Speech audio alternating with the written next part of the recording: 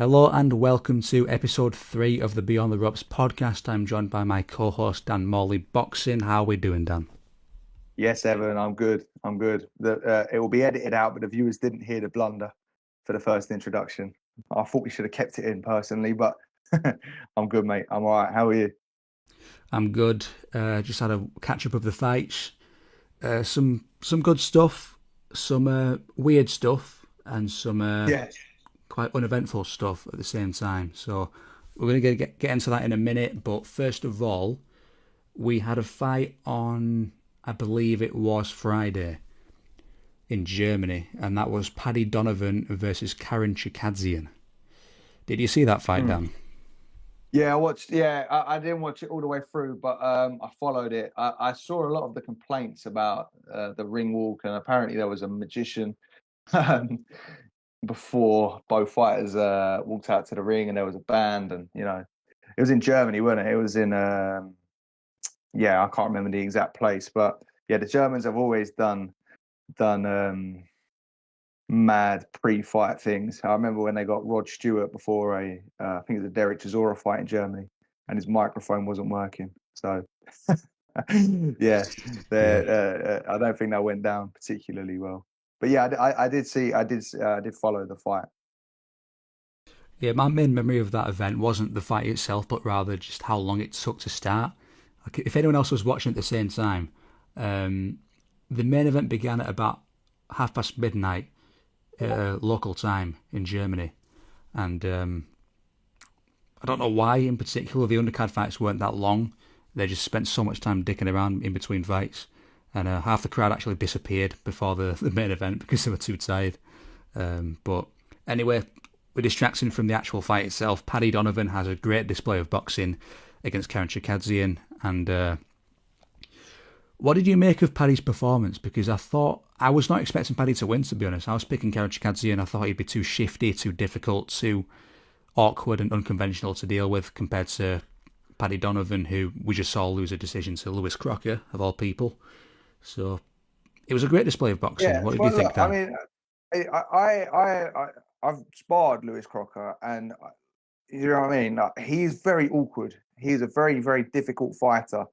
He hits very hard. He comes from strange angles. So don't get me wrong, Donovan was going to win that first fight, but the second fight, yeah, it was just awkward. So I don't take too much away from Donovan because of those fights.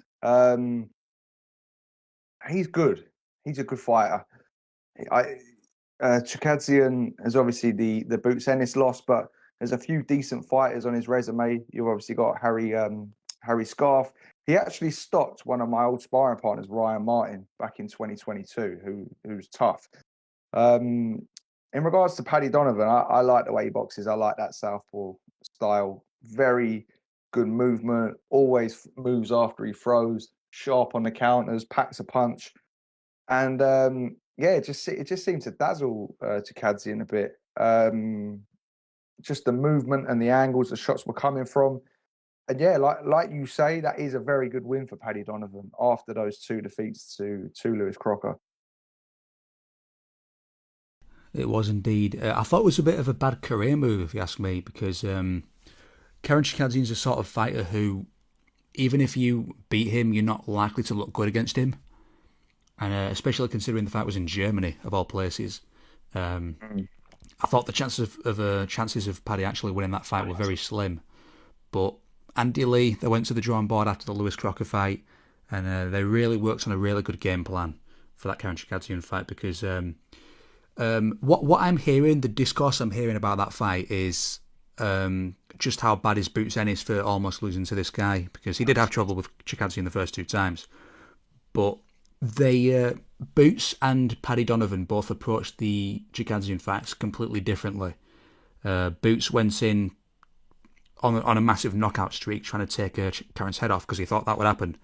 At both times, it couldn't happen because it was too difficult. Paddy instead fought a very reserved, very conservative, very counterpunching minded game plan. He fought on the back foot, he fought on the ropes a lot of the time. And as we just found out, Karen Chukhadzian's not the best on the front foot. And that's something that Paddy exploited that Jerome Ennis did not exploit at all. So I can understand why people are like, oh yeah, Boots is shit now because he almost lost to Chukhadzian. But you have to consider the styles here. Paddy fought the perfect fight there and Boots did not. But regardless, Paddy looks really good. People And people also love doing that. Sorry to cut you off. People also love doing that with good fighters. They do it with Fury a lot of the time, with how bad he looked against Ngannou. But like certain styles make fights, and with Boots Ennis, we saw against Stanionis. Even Lima. I'm not saying Lima was a world beater, but Lima had been in with some good fighters. He had been in. Pardon me. It was McKenna, wasn't it, that he went 10 rounds with, and McKenna's gone on to be a good fighter, and Ennis has obviously gone on to stop Lima in a round. So I do think when you have the more casual audience, they will try and dig these top fighters out. Don't get me wrong. When you look with hindsight, it's not the greatest look, but yeah, I'm overall a unified welterweight champion in Ennis. I still, I mean, I still think he's the real deal. yeah, I think so as well. I think he is going to beat Xander Zayas, to be honest. I mean, with Boots, I don't want to get too much into Boots before we actually get into the other fights of the weekend that actually happened. But the thing with Boots for me is that he's not the most technically sound out of the sort of pound for pound discussed fighters or top talents in his divisions. But he's just so athletic and he's so explosive that it doesn't really matter. It's got that sort of Roy Jones sort of effect about him, where Roy Jones wasn't really a complete fighter. He didn't really have a jab, didn't guard too much. But it doesn't matter because his reflexes and his explosiveness were just a different level to the point where it doesn't matter. Yeah, look, I really rate Boots. I mean, my favorite fighter at 154 is Virgil Ortiz.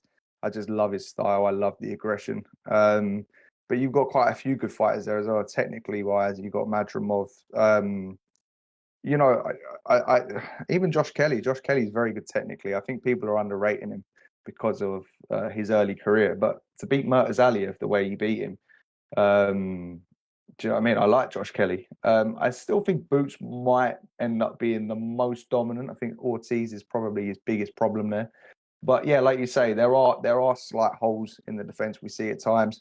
But not only is he very athletic, he's got good instincts as well. He can make shots miss when he's not even looking. And with his explosive power, yeah, that is it's a recipe for a very, very good fighter. It is. And enough about Boots. Let's move on to Saturday, where we had a decent event in Doncaster with Dave Allen versus Filip Hrgovic. Now, there was an okay undercard. Michael Gomez Jr. stops Lee McGregor, which it was a bit of a shit matchmaking, to be honest. Lee McGregor was never a lightweight. He was a featherweight, really. It was a good fight while it lasted, but ultimately Gomez stops him. And let's have a talk about Allen and Hrgovic, because my takeaway from that was just why. Do you know what I mean? Like, why take such a fight? What did you think, Dan? Yeah, well, on the McGregor Gomez fight, I thought Gomez looked strong coming forward, but McGregor just didn't quite have the pop. McGregor used to come down to our gym and spar with Mick Conlon like over 10 rounds, and I used to think like, man, this guy is a fantastic engine. He is really good, but man, it's just warring. And when he wasn't throwing, we saw good defense, but I remember thinking back then, I was thinking, oh, like he takes a lot of shots, like you don't need to take. And I just think the size and the strength of Gomez and just the way he was landing those shots was, yeah, pretty brutal. And yeah, I thought Gomez looked strong, but with Dave Allen and Hrgovic, it's just the same old thing with Dave Allen, in my opinion. I mean, I think you know a lot of boxing fans that obviously comment on the social media stuff are quite new boxing fans. And Dave Allen in the last few years has amassed this kind of cult following in the UK. And like, good for him because he's a lovely geezer. He's a pretty honest boxer.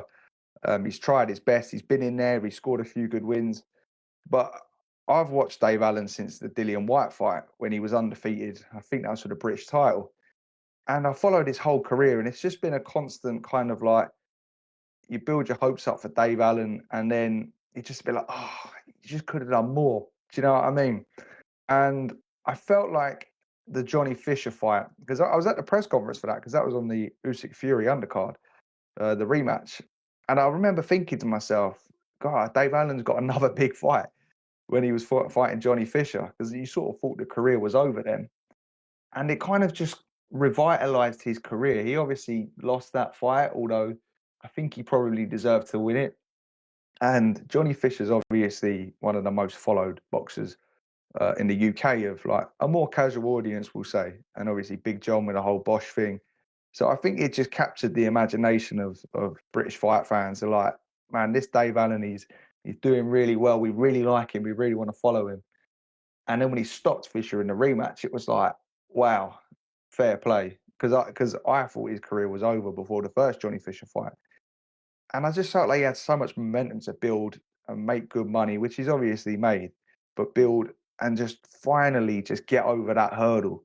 And I think that came in the Makhmudov fight, because I think in that fight with the matchmaking, there was a fighter there that looked terrifying, had a decent record, but was definitely beatable by someone like Dave Allen. If Dave Allen roughed him up and let his hands go and used that cute defense that he showed against Johnny Fisher at times. But again, it was the same thing, just didn't let the hands go, just sort of fought with a style where he was just going to take the shots. And after that, I just sort of thought, oh, that was your big shot, Dave. So obviously he's had a fight back, the first round stoppage. I can't even remember who he boxed. But when they made that Filip Hrgovic fight, and this may be making a mountain out of a molehill kind of story, I just thought, why? Like, why have they made that fight? Hrgovic is levels above Dave Allen.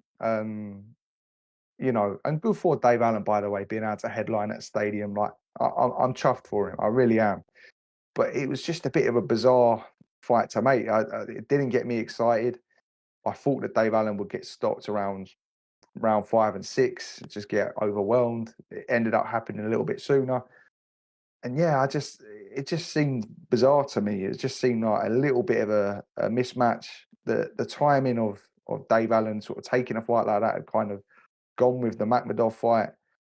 And yeah, I just didn't really understand it, to be honest. I mean, what about you? I think this is sort of pretty obvious, but there's a mythical creature out there, and his name is Motivated Dave Allen, and he doesn't exist. He does not exist, simply. I mean, we've seen him turn up better for other fights than he has for others, like versus Johnny Fisher, he turned up a bit better than he did versus Fraser Clark, for example. But Yeah, Lucas Brown and Nick Webb, back in the day. at the same time, like, it's Johnny Fisher. Like, is he actually that good? Not really. And then he loses to Makhmudov, and then it's just like, okay, that was probably the best opponent you could have beaten, in my opinion. Like, for Dave Allen, that's the most winnable fight for him. Like, as high as it gets in the rankings for him in terms of winnable fights. So he loses that fight, and then takes a step further and fights an even better fighter in Filip Hrgovic, who, in my opinion, is the best fighter that Dave Allen's fought, to be honest. I think that's a terrible style for him. Even above the likes of Dillian White and David Price and Tony Yoka at the time. Luis Ortiz as well. I mean, he was a handful at the time Dave Allen fought him. He was. And Filip Hrgovic, like, he's only ever lost to Dubois. And even then, that fight was a bit questionable because of the headbutts that Dubois was hitting him with. And I watched the clip of what was it? Yeah, Hrgovic getting hit by David Adelaide like fucking 20 times in a row on the chin with those massive left hook, right hand, over and over again. And he doesn't go down. And I was thinking, how is Dave Allen going to put him down if that couldn't put him down? Do you know what I mean? So, yeah, it was a weird one. Yeah, it was. And like you touched up on Johnny Fisher. And listen, I like Johnny. I've done bits with Johnny on the socials, and he's a lovely fella. And same thing. I think that's why that fight warmed to the British public, because they're both honest. And do you know what I mean? One of them was going to take a step up the ladder and get good opportunities. But but barring the question you said, whether is Johnny Fisher like any good, like he's big, he's strong, and he can punch. But it was a good fight for Dave Allen to win, and the way he won it because of the popularity and just having the backing of the British fans. I mean, we touched upon it last week with the business of boxing. Having people that will buy tickets is massive. So Dave Allen has what's he had? 8 losses, 7 losses going into that Fisher fight, 6 losses. And I just thought, wow, like Dave Allen's never quite been able to just sort of do it at that sort of, borderline top level. He's never going to beat a world level fighter. He's just not on that level. But I thought it was brilliant matchmaking against Makhmudov because I just don't rate Makhmudov really. If you watch the Vianella and the Caballero fights, he doesn't have any defense moving backwards. And even Dave Allen exploited that when he let his hands go. And I just thought during that Dave Allen fight, that Makhmudov fight with Dave Allen, it was just so frustrating watching it because you were like, oh man, you're just taking these shots you don't need to take. And you're there and you're not letting your hands go. And there I just thought the moment was gone. I thought that was his big moment where he would beat a kind of borderline world level name. I don't think Makhmudov's a world level fighter, but he's kind of obviously around those names that are getting Tyson Fury fights and so on and so forth. And I just thought that Dave Allen winning that would really bode well with the British public that are following him. And he'd be able to get like a major main event. And losing that, I just thought, yeah, it's just the same old thing. Do you know what I mean? And with the Hrgovic fight, I mean, Hrgovic looked really sharp. I've got to say that. And it'll be interesting to see how he fares moving on in the heavyweight division. I know they're touting that Talma fight. I think that's a good test for a Talma because Hrgovic, like you say, is very tough, very durable, but he's very sharp as well. But yeah, as of last night, I just sort of it was just. As I say, I'm not digging Dave Allen. I like Dave Allen, but it was the same old thing. You're just like, do you know what I mean? I just felt a bit like, oh, there we go. Yeah. It might be the pessimist in me when it comes to Dave Allen, but I just thought when all the praise of Dave Allen was going into that fight, like, oh, look at what he did to Fisher, look at what he did to Nick Webb, whatever. My mind went back to when things got a bit too tough for him versus Fraser Clark, and he pulled out in between rounds when things got tough for him against David Price, and he quit in between rounds there as well. Like that is a part of Dave Allen. Like there is a level about him, and Hrgovic was just a level too much for him. So just a quick one. I was just going to say, fair play to Dave Allen because one thing you can say is he has taken hard fights. He will get in with anyone. He has toughed out some tough fights, and a few people in the comment sections were questioning that stoppage last night, but it was undeniably, and Dave Allen himself was disappointed with the stoppage initially. But that was a fight that needed to be stopped. I mean, he was just chipping so many right hands, clean on the head, clean on the chin, and he was missing wildly with his haymakers. And it was only gonna, those shots, they might not look like they're doing a great deal of damage, there and then, but the accumulation of that over a 36, 37 fight career at heavyweight, coming to the end of it, that's not what you need. So yeah, I just wanted to say. Looking at it from a fighter's perspective, I think that was a perfect stoppage for Jamie Moore. Yeah, I think it was as well. In terms of what's next for them two, Hrgovic, I think the Atama fight has been clearly set up. I think that's part of the reason why they allowed him to fight Dave Allen in the first place, is to get Hrgovic a bit of exposure to the British crowd, to let them think that he's actually really good because he knocked out Dave Allen, not stopped him. But I think it's a great step up for a time because not only is Hrgovic so durable, might have the best chin in the heavyweight division, to be honest, either him or Fabio Wardley. He's also actually good. Like, he is a very sharp boxer. He's quite underrated. I always thought Hrgovic was quite underrated. I always thought he beat Zhilei Zhang in their fight. It's in a bit of a minority there, but I thought he outpointed Zhilei Zhang. Won that fight. I always thought that was a Zhang win there, but I can under that. That is the weirdest fight ever, by the way. Zhang fight ever. I've never seen two fighters gas so much.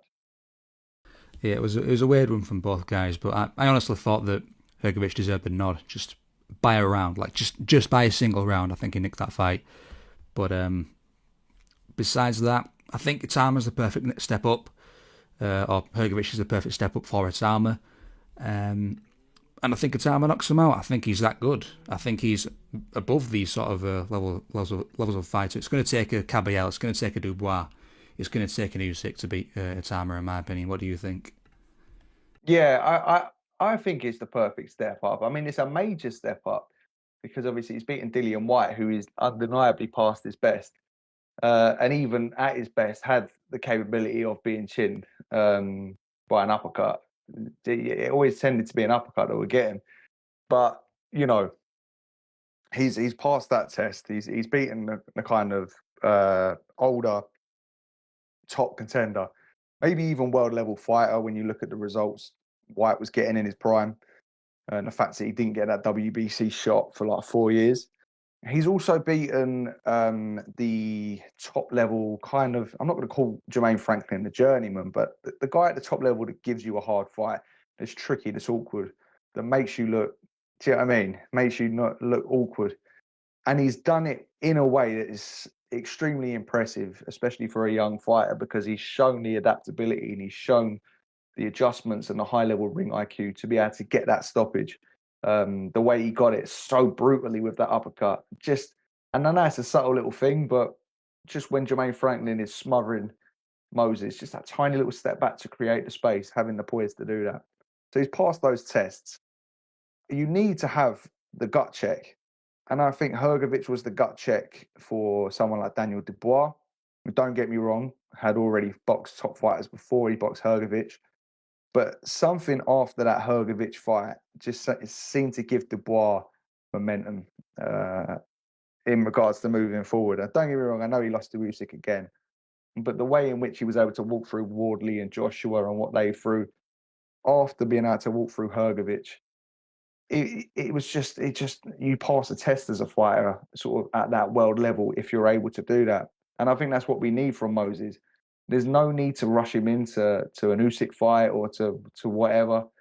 Even a Dubois fight, I think going as a fighter, going into those kind of fights, you need to have a Hrgovic kind of fight. And if you can't pass that, you're not quite world level yet. And if you can, you have obviously proven your world level, but not only that, you gain the experience that will come in vitally for those world title fights. Yeah, because adversity, at the end of the day, adversity is what makes champions, essentially. Like every fighter who goes on to become great has had troubles coming up. Itama's had no troubles coming up as it happens. So that's not to say that he's a bad fighter because he's not had adversity, but I think it just means that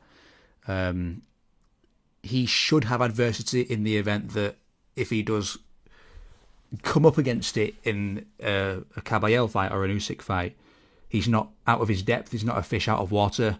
If he's in some adversity in a professional fight for the first time and it happens to be against a guy like Alexander Usyk, it'd be better if he has that sort of challenge for the first time against a Hrgovic or a Zhilei Zhang or a Bakoli, someone like that, as opposed to in the biggest fight of his career. So Hrgovic, that's the right fight for Itama in my opinion. And I think that moves us on quite well to the fight in America. We had a little American card. The first top-ranked /DAZN partnership event. And it was Keyshawn Davis versus Nahir Albright 2. Now, I'm going to just sort of skip through the undercard. We had Yan Santana get a questionable win over Christian Cruz. Yan Santana's pretty good. He got a shutout victory over what's-his-face, Aaron Alameda last time out, but Christian Cruz was a lot more difficult than that. A lot of boos from the crowd after that decision, but then again, it's to be expected. You know, he's the big star, the undefeated star. They're going to give every close round to Santana. Same thing with Kelvin Davis and Pete Dobson. That was a close fight as well. They end up giving it to Kelvin Davis, but again, debatable. And now let's talk about the co-main event, Brian Norman Jr.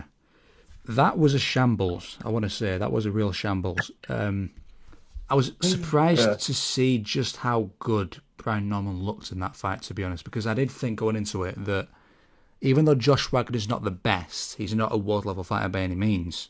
He does move decently well. He's somewhat of a potentially tricky style for Brian Norman if he can stick and move effectively like he did, like Quinton Randall did, or like Devin Haney did versus Norman. But Norman's jab looks so sharp in that fight. It looked so razor quick. It was an unbelievable punch he was throwing, and then obviously sheer difference of firepower. He's crumbled Wagner in the second round, and this is where the weirdness comes in. Wagner goes down, and he's doing the thing where he's got his glove on his shoulder, and he's sort of signaling to the ref like, "Oh, my shoulder's gone. Oh no," and he's looks like he's pretty much quit after that first knockdown. We hit the 10, the 10 count point. Like the referee says 10, pretty much, but he allows the fight to continue while Wagner's sort of like putting his shoulder down. So the fight should have been over by that point. He allows Wagner to go down a second time, and then Wagner pretty much, it looks like he's pretty much quitting on the ground. Like I don't want to say quitting like he's lucky quit, but he was done. The fight was over by that point. There was nothing he could do, and was signaling to the ref again about the broken shoulder or dislocated shoulder, and then the ref allows him to get up again after what was pretty much a 10 count, and then he allows the doctor to come in to have a look at his shoulder, which is daft. I don't think that can happen. I don't think that can happen in a boxing match where a guy gets knocked down and then they can just have a doctor look at him before sending him back out again. You have to wait in between rounds or for a break in the action to happen, I think.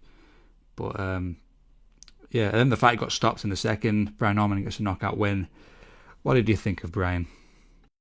Yeah, I've liked Brian Norman for quite a few years. I mean, the Jin Sasaki was like the perfect opponent for Brian Norman to really sort of stamp his name on that world level scene, because Jin Sasaki doesn't move his head after he throws, and he's going to be there. And it ultimately accumulated in the knockout of the year, just a devastating knockout for Brian Norman Jr. I thought Devin Haney looked absolutely fantastic against Norman Jr., like pound for pound level talent, just ridiculously good for about 7 rounds. But then Brian Norman got back into the fight when Haney slowed up. In my opinion, in the Haney fight, he did show a little bit too much, sort of just an inability to kind of cut Devin Haney off. It was kind of just moving in straight lines, not really in and out in straight lines, not really taking his feet outside. And do you know what I mean? Like with the way Ryan Garcia was able to land those big hooks on Haney, Norman was kind of coming in forward in those straight lines, and I just found it a bit frustrating. So I'm not surprised he's come back and looked sharp, because I think he's a very good fighter. I was at the Harlem Eubank Josh Wagner fight before this one. I think that was Wagner's last fight, and yeah, I was quite surprised by how sort of easily Wagner sort of crumbled, if that's the right word, because he, I know Harlem very well, and he can be a handful to deal with, and he was in there that whole fight. Harlem won that fight quite convincingly. So for me, this Norman Jr. fight was always going to kind of be a run out for Norman Jr. But yeah, I don't know. I thought he just knew he was outclassed Wagner early on. Junior came out sharp with the jabs, targeted the body extremely well, and just landed that really nice left hook in the second round.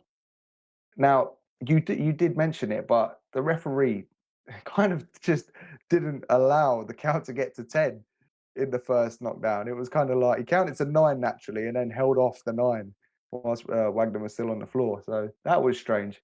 I guess the referee was kind of shocked in regards to, like, when Wagner was on the floor, you can tell this with fighters' eyes, but he sort of looked at the ref as if, like, look, I'm going to kind of make out that I'm going to get up, but please take my look as a sign, and please stop this fight. Kind of like Marco Antonio Rubio against Golovkin.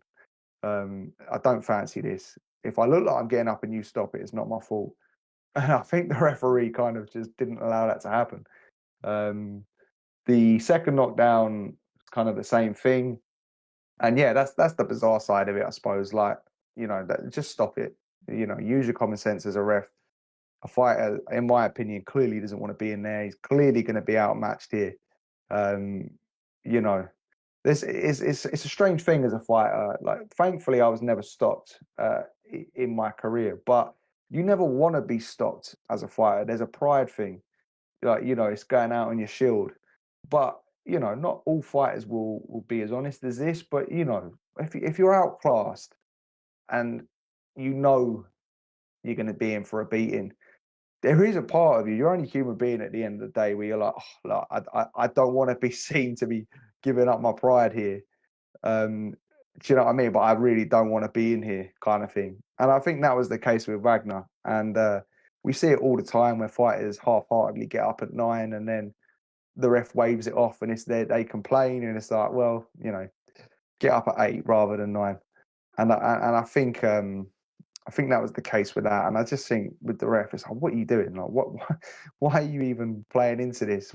Stop the fight and then get the doctor to look at your shoulder. If he's got a dodgy shoulder, why are you going to let him fight on anyway when he's clearly as outclassed as he was as well? Yeah, it was silly. I think that was perfect description from you, to be honest, in the way that Wagner was like signaling with his shoulder, like, oh, my shoulders, but I'm going to get up anyway. I'm going to get up because I'm tough and I'm a tough guy, but please stop the fight, please. Like, in his head, he's thinking, please, please stop the fight. I'm going to look like I'm getting up, but please stop the fight. And the ref would not allow that to happen. But it was like he was forced into that, because I saw that from the first knockdown with the look he gave him and the slow rise. So like, it obviously happens again, and it's like, right, that's not worked. So that's pointing at the shoulder here. I don't know. It was very bizarre. It was bizarre. It was bizarre, but Norman looked very sharp, very, very sharp. He's probably my favourite fighter in that division, to be honest. 147. I've always liked Brian Norman Jr. He's seems like a cool guy, great fighter to watch. He's a wonderful inside boxer. The way he just toyed with Giovanni Santillan on the inside, that shocks me when it happened. I'd like to see him versus a proper world level fighter that is Devin Haney, like an Amansa Stanionis sort of name. I'd like to see him versus maybe Alexis Rocha, maybe Adrian Curiel, maybe Giasso versus Catterall winner. That'd be decent. Anything real. Like, I'm looking forward to Brian Norman's next fight, and that is going to take us to the main event of that event, and it was Keyshawn Davis versus Nahir Albright 2. Now, my takeaway from that fight was I had a bet on Keyshawn Davis to get a knockout, and that pissed me off, to be honest, because it was close to getting it in the final 2 rounds, but he just couldn't quite get it. Yeah, Albright weren't letting that happen, man. Yeah, he tried his best to survive that one, but Albright's a really tricky customer. He's such a difficult guy to get rid of, because I mean, it was pretty similar to the first fight in the way that it just showed that Albright's not a guy you can really like convincingly beat down like the way Keyshawn's been doing to other fighters, because he's got a really long reach for a guy his height. He's incredibly durable. He can clinch. He clinches when he's in danger, and I think Keyshawn Davis had some trouble with closing the distance without being engaged in the clinch, to be honest, in that fight, because there was a lot of clinching. There was a surprising amount of clinching in that fight. And it was similar with the first fight as well, in the way that Keyshawn couldn't sort of just separate and throw. He had to... He couldn't get out of the clinch. He couldn't just push him off. There was a turning point in the fight at about round 6 where Keyshawn looks like he was pushing Albright's clinches off, and he was piecing combinations together, like 6-punch combinations around the guard, hitting the body and everything. It was looking spectacular. But then he just slowed back down again, because Albright just doesn't go away. He doesn't wilter. He just stays in the fight, and ultimately ended up going the distance. It was a weird performance from Keyshawn Davis. I don't know what to think. I don't think it was necessarily a bad performance. I think it showed a lack of focus, in my opinion. I don't know about you, but like, I saw Keyshawn taunting to the crowd and making signals and smiling at Albright as if like, oh, it's going to get the knockout in the next 30 seconds, but nothing ever happened. Like, it was, the whole fight felt like Keyshawn thought he was going to get a knockout in that same round, but he just never came. Do you know what I mean? Like, yeah, I don't know whether it seems with like a lot of the American fighters, like this camaraderie is quite a big thing, like playing to the crowd and being nasty, and do you know what I mean? And just like I don't, I know Mayweather used to do it where he would talk to people in the crowd, like, what I mean, and kind of have his mind on the fight, but listening to what people are saying and having a conversation. But you notice it a lot more these days with the sort of current crop of American fighters. I don't know whether it's a social media thing with so much sort of hype and trash talking going into fights, but I really like Keyshawn when he's switched on. And listen, I think he's got that mental switch where he can just lose it. He obviously likes fighting. He likes beating people up, and we see in the clinch as well, where he just pulled out a WWE move. And will that be his weakness? Someone like Nahir Albright is a tricky customer, man. And you just need to beat people like that. They're going to keep clinching. Like you say, he's got those long levers. I did see maybe a slight lack of focus with Davis stepping out backwards in straight lines. When someone has those long arms like that, they'll catch you coming out because your distance management won't be used to levers that long. And that happened once or twice, but I thought Davis looked pretty good with his counters as well. He's obviously clearly strong. When he's got like a Dennis Berencic in front of him, he can smash him. And Jermaine Ortiz, who's a normally durable fighter, he can find the stoppages there. He's so strong. But yeah, yeah, I don't know. There's just that one little thing that you're like, just that lack of focus slightly in certain moments. But yeah, undeniably dangerous. And I think I read somewhere as well, like he's already jumped to 140, but he wants to jump now to 147 because he just doesn't. He's just like, yeah. I read something. I don't know if it's true, but yeah, this weight cutting ain't for me. I just want to get in and fight at 147 now. I don't know if that's true, but it just kind of taps into the mentality I'm talking about where, it's just he just loves to fight. He just loves being in there and kind of, loses himself in the moment at times. Yeah, you can tell he's enjoying himself in there when he's piecing together those combinations. My first exposure to Keyshawn Davis was a while ago on a top rank card. Um, he fought, I believe it was Juan Carlos Burgos, who's an impossible fighter to put away, by the way. He's impossible to put down. And I just remember thinking the way that Keyshawn sort of like pieces combinations around the guard. When Keyshawn's up against someone who's quite straightforward, like high guard, slow feet, he's so good at piecing like combinations around the guard and figuring out a way through people's defense when they're sort of straight in front of him. Like you can't stand straight in front of Keyshawn because he's such an offensive machine. But I think just the switch up of fighting a guy like Nahir Albright, who's durable and awkward and got a long reach and he's difficult and he's slippery and clinches and that sort of thing, it does throw him off a little bit. And it does sort of. I know he's probably angling for the Devin Haney fight at 147, as you mentioned. Seeing it happen twice in a row, both fights for Nahir Albright, it does have me sort of question whether we're going to see a similar thing again, where a similar thing to the Brian Norman fight, because Brian Norman's an exceptional talent as well. He's very athletic, very explosive, very capable boxer, but he just the style of Devin Haney, the negative style, the clinching and the jab and the excessive movement from Haney, it's a really difficult thing to get around, even though it doesn't look like it's necessarily that impressive in certain moments because he's not separating himself in certain rounds, but it's such a difficult thing to get around, and there's a reason Devin Haney's not really lost outside of that Ryan Garcia fight, and you can consider that a loss if you want or you can't. How do you think Keyshawn Davis versus Devin Haney goes down? Oh, listen, I think Devin Haney is fantastic. I'm not his biggest fan, to be honest.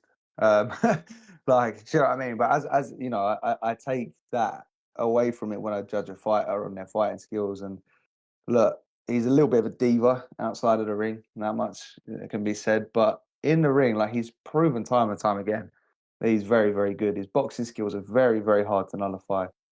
I do think there's an element of safety to him that could maybe get exploited by a Keyshawn Davis. And the reason I say that is because when he was boxing Norman Jr., he was looking sensational until he kind of gave away like four or five of the last 6 rounds and made it an unnecessarily close fight. I think someone like Keyshawn Davis is going to thrive in those moments.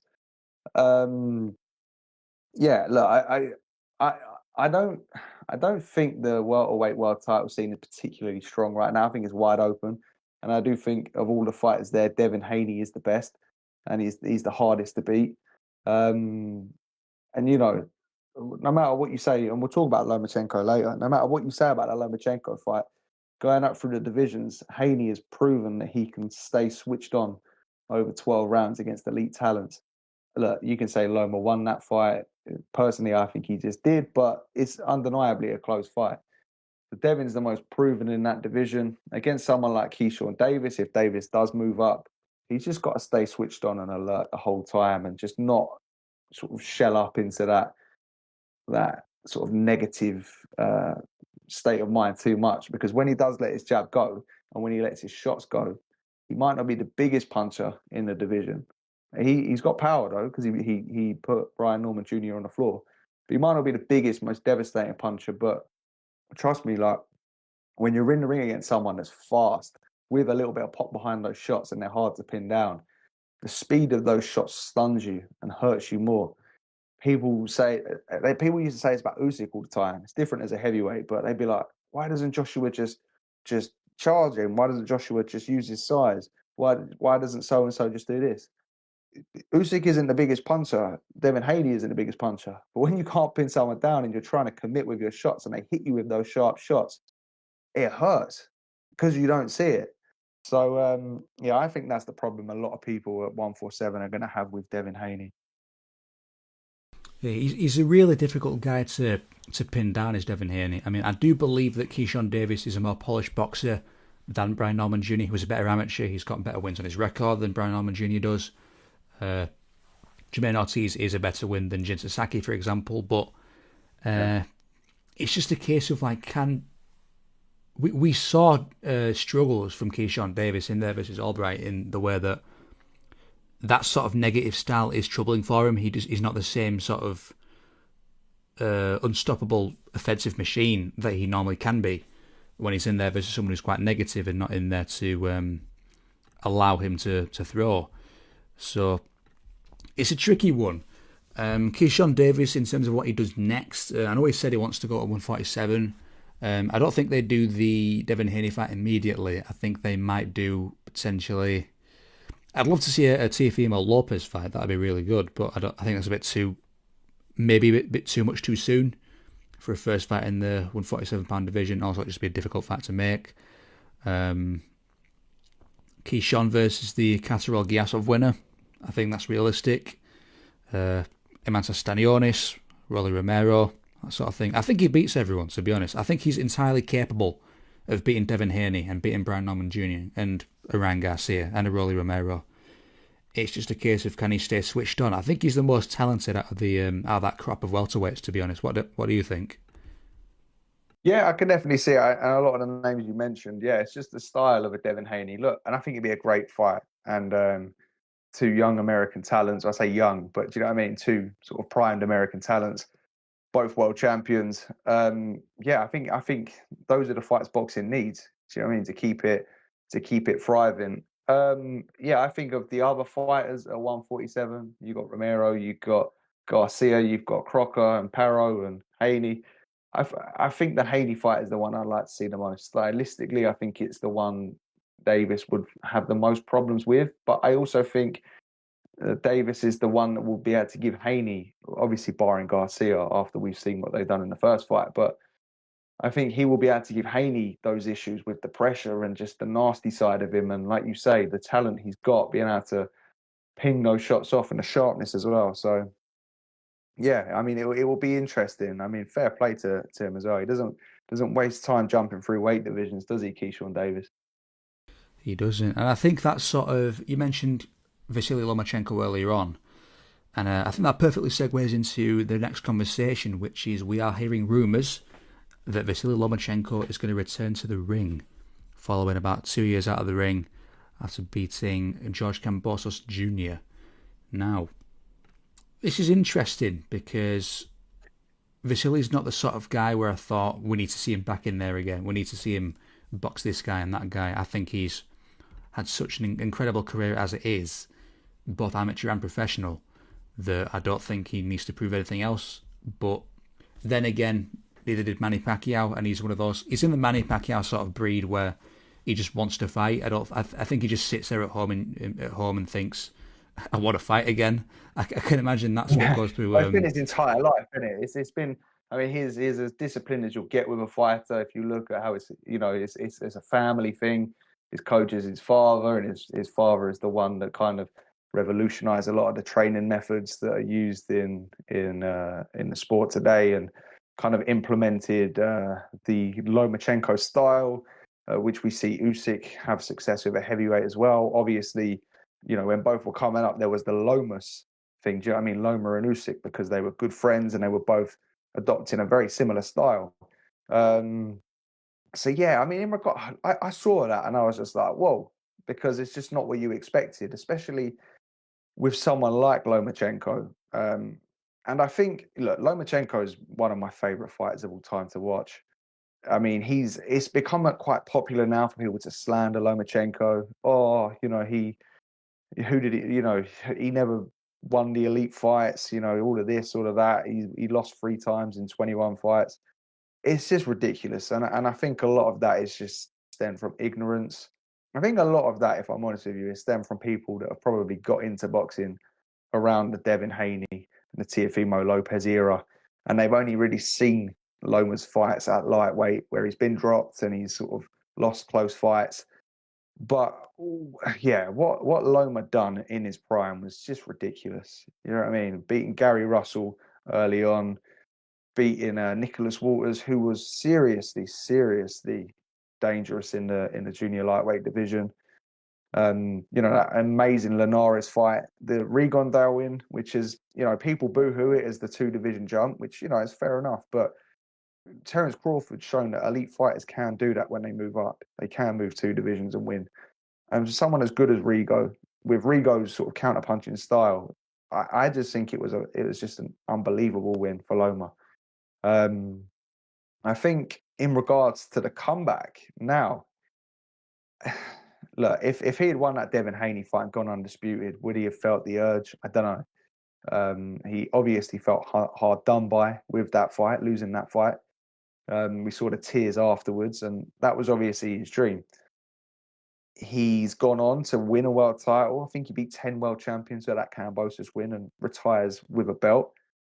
But coming back, I mean, what's the motivation? Is it to be a world champion again? Has he seen a couple of opportunities in the lightweight division? Has he seen maybe some super fights with other former amateur stars at 130? I don't know. My first thing with Loma when I heard him coming back is, firstly, he's probably not going to waste time fighting anything other than a top fight because that's what he does. Secondly, his style, where he kind of peaked from 2015 to 2019, that was the real Lomachenko peak. Relied on such a fast pace of mental strategy and fast twitch movements. And will he still be able to do that? Don't get me wrong. He's still going to have unbelievable ring IQ.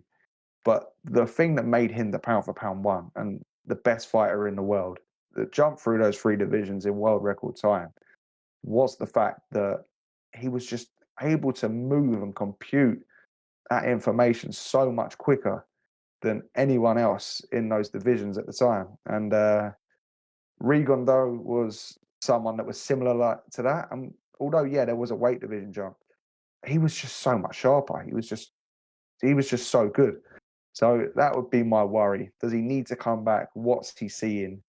What's motivated him to come back?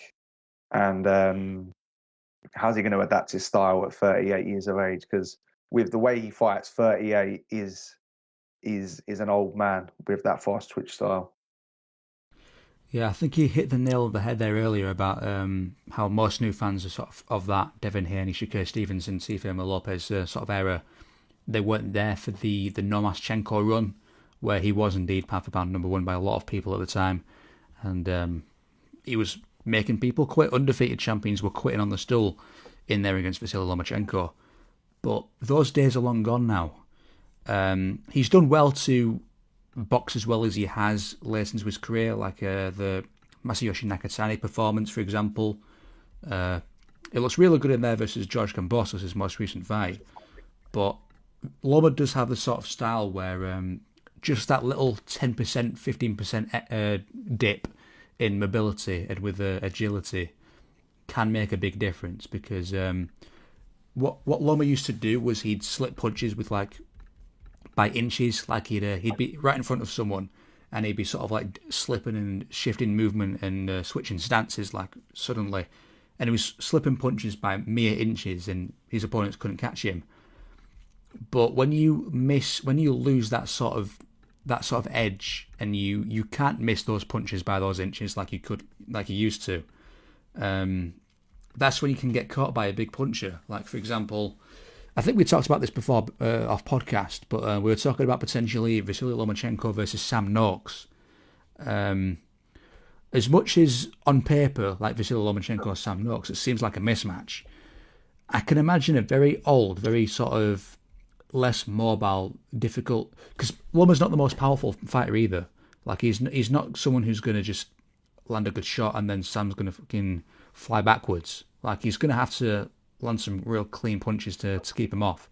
If he can't move away effectively, and if he can't keep a big strong puncher like Sam Noakes off him, he could lose. It could be a derailed return fight for Lomachenko, to be honest. But the thing is, knowing Lomachenko, he's not going to take a Sam Noakes. He's going to take someone even harder. He wants to fight a guy like Tank Davis. He wants to fight a guy like Shakur Stevenson. He wants to fight a guy like a Keyshawn Davis if he can. And it's admirable. Obviously, it's very admirable for him to, try his hand at that sort of thing. But is it just unnecessarily staining his legacy by having that be most people's memory of Lomachenko to see him get sparked out by Tank Davis? Yeah, and look, let's just be real. Yeah, none of those guys wanted Loma when he was in that no mass phase, especially Tank Davis. And like, yeah, I find the Loma slander that comes these days just ridiculous. I mean, it's a guy that was fighting for world titles in his second fight, and not because they just gave him that opportunity because he demanded it. He wanted to do it in his debut, and they said you're going to have to fight a ranked contender if you want to do that, and he did. So this is just the guy that's always fought the best, always taken risks, fought at weight disadvantages, and been avoided by those names in his prime. Undeniably, look, I think one of the things as well with Loma, and I remember this at the time, is before he boxed Devin Haney, he had a bit of a shaky performance against Jermaine Ortiz. Jermaine Ortiz is a good fighter. Maybe the timing, with hindsight, it's a better win for Loma. But even then, in the middle of 2023, I remember the consensus being, "Oh, it's a shame that Loma's got this fight at this stage of his career because he's past his best." And I'm not going to discredit Devin Haney. I'm not, but like the consensus was Loma's slowed down now. He's not the Lomachenko, and 400 amateur fights before he even turned pro in his mid-20s is going to contribute to that, especially with the way he boxed. But going into that Haney fight, the consensus was he is slowing down, and Haney is the bigger man. And even with that, and the fact that no doubt he'd slowed down, he probably was good enough to beat Haney. I think he won that fight. I think it's very close. I don't really mind if you had it a draw or maybe even Haney, but the rounds Loma won, he won much more emphatically, and that's not how you score fights. But for him to be able to perform at that level, even though he was slowing down, is the sign of a top fighter, in my opinion. Now at 38 years of age, or 2 years out of the ring, I suppose the thing with Lomachenko is he's extremely disciplined. He always has been. He's a fairly humble fighter. Do you know what I mean? I know he used to showboat in the ring, but in regards to his approach to the sport, it's 100% dedication and discipline. He's not the kind of guy that's going to be going out for the last sort of 2 years and just getting on it and blowing up in weight and just going mad. He's probably living quite a quiet life. He's probably stayed disciplined. He probably still trains. And I don't think he's the kind of fighter that will come back in an instance like this for fame or for money or for anything. I think he would only do it if he felt like he could. He's always been someone that's tried to push the boundaries of challenges. That's why he's the fastest ever 2-division and 3-division champion in history. That's why he's in 21 fights beaten as many world champions as, I don't know, your likes of Terence Crawford, who I think has around 11 or 12. Loma's beaten 10, so to do that in 21 fights is amazing. Yeah, I just suppose it depends on who he fights. I mean, who have you got now? Murataya, you've got Abdullah Mason. I mean, they're hard fights for Loma, but you've also got Andy Cruz, another great amateur around the division. You've got Rabasi Ramirez around the divisions. World level fighters that don't have the belts, but are also elite amateurs. So it'll be interesting to see what choice he makes, because it is a bit of a shocking return. Yeah, if I had to matchmake Lomachenko, I would pick out one of those two names you just mentioned, like a Rabasi Ramirez or an Andy Cruz, for example, because at that point it's not.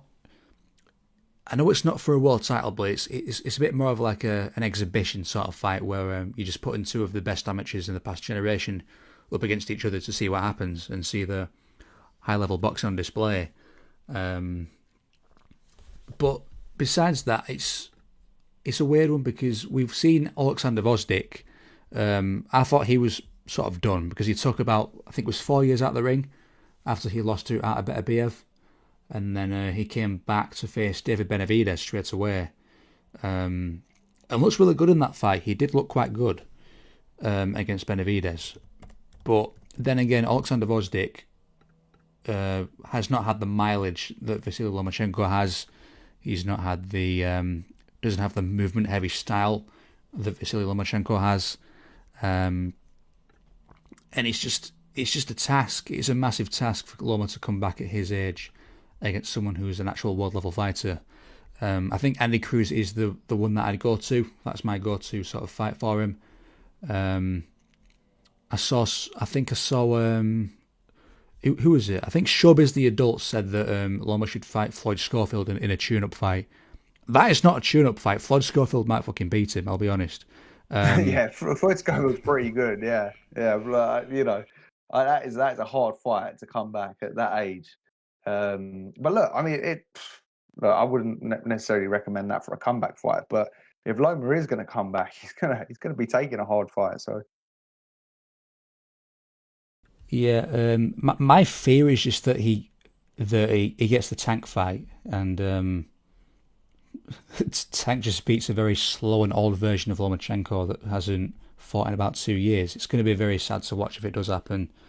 But Tank hasn't looked great recently, and Tank's been inactive. And you could argue that Tank lost to Lamont Roach Jr., and Tank looks like his heart hasn't really been in it. And he's had all kinds of problems outside of the ring. So I don't know.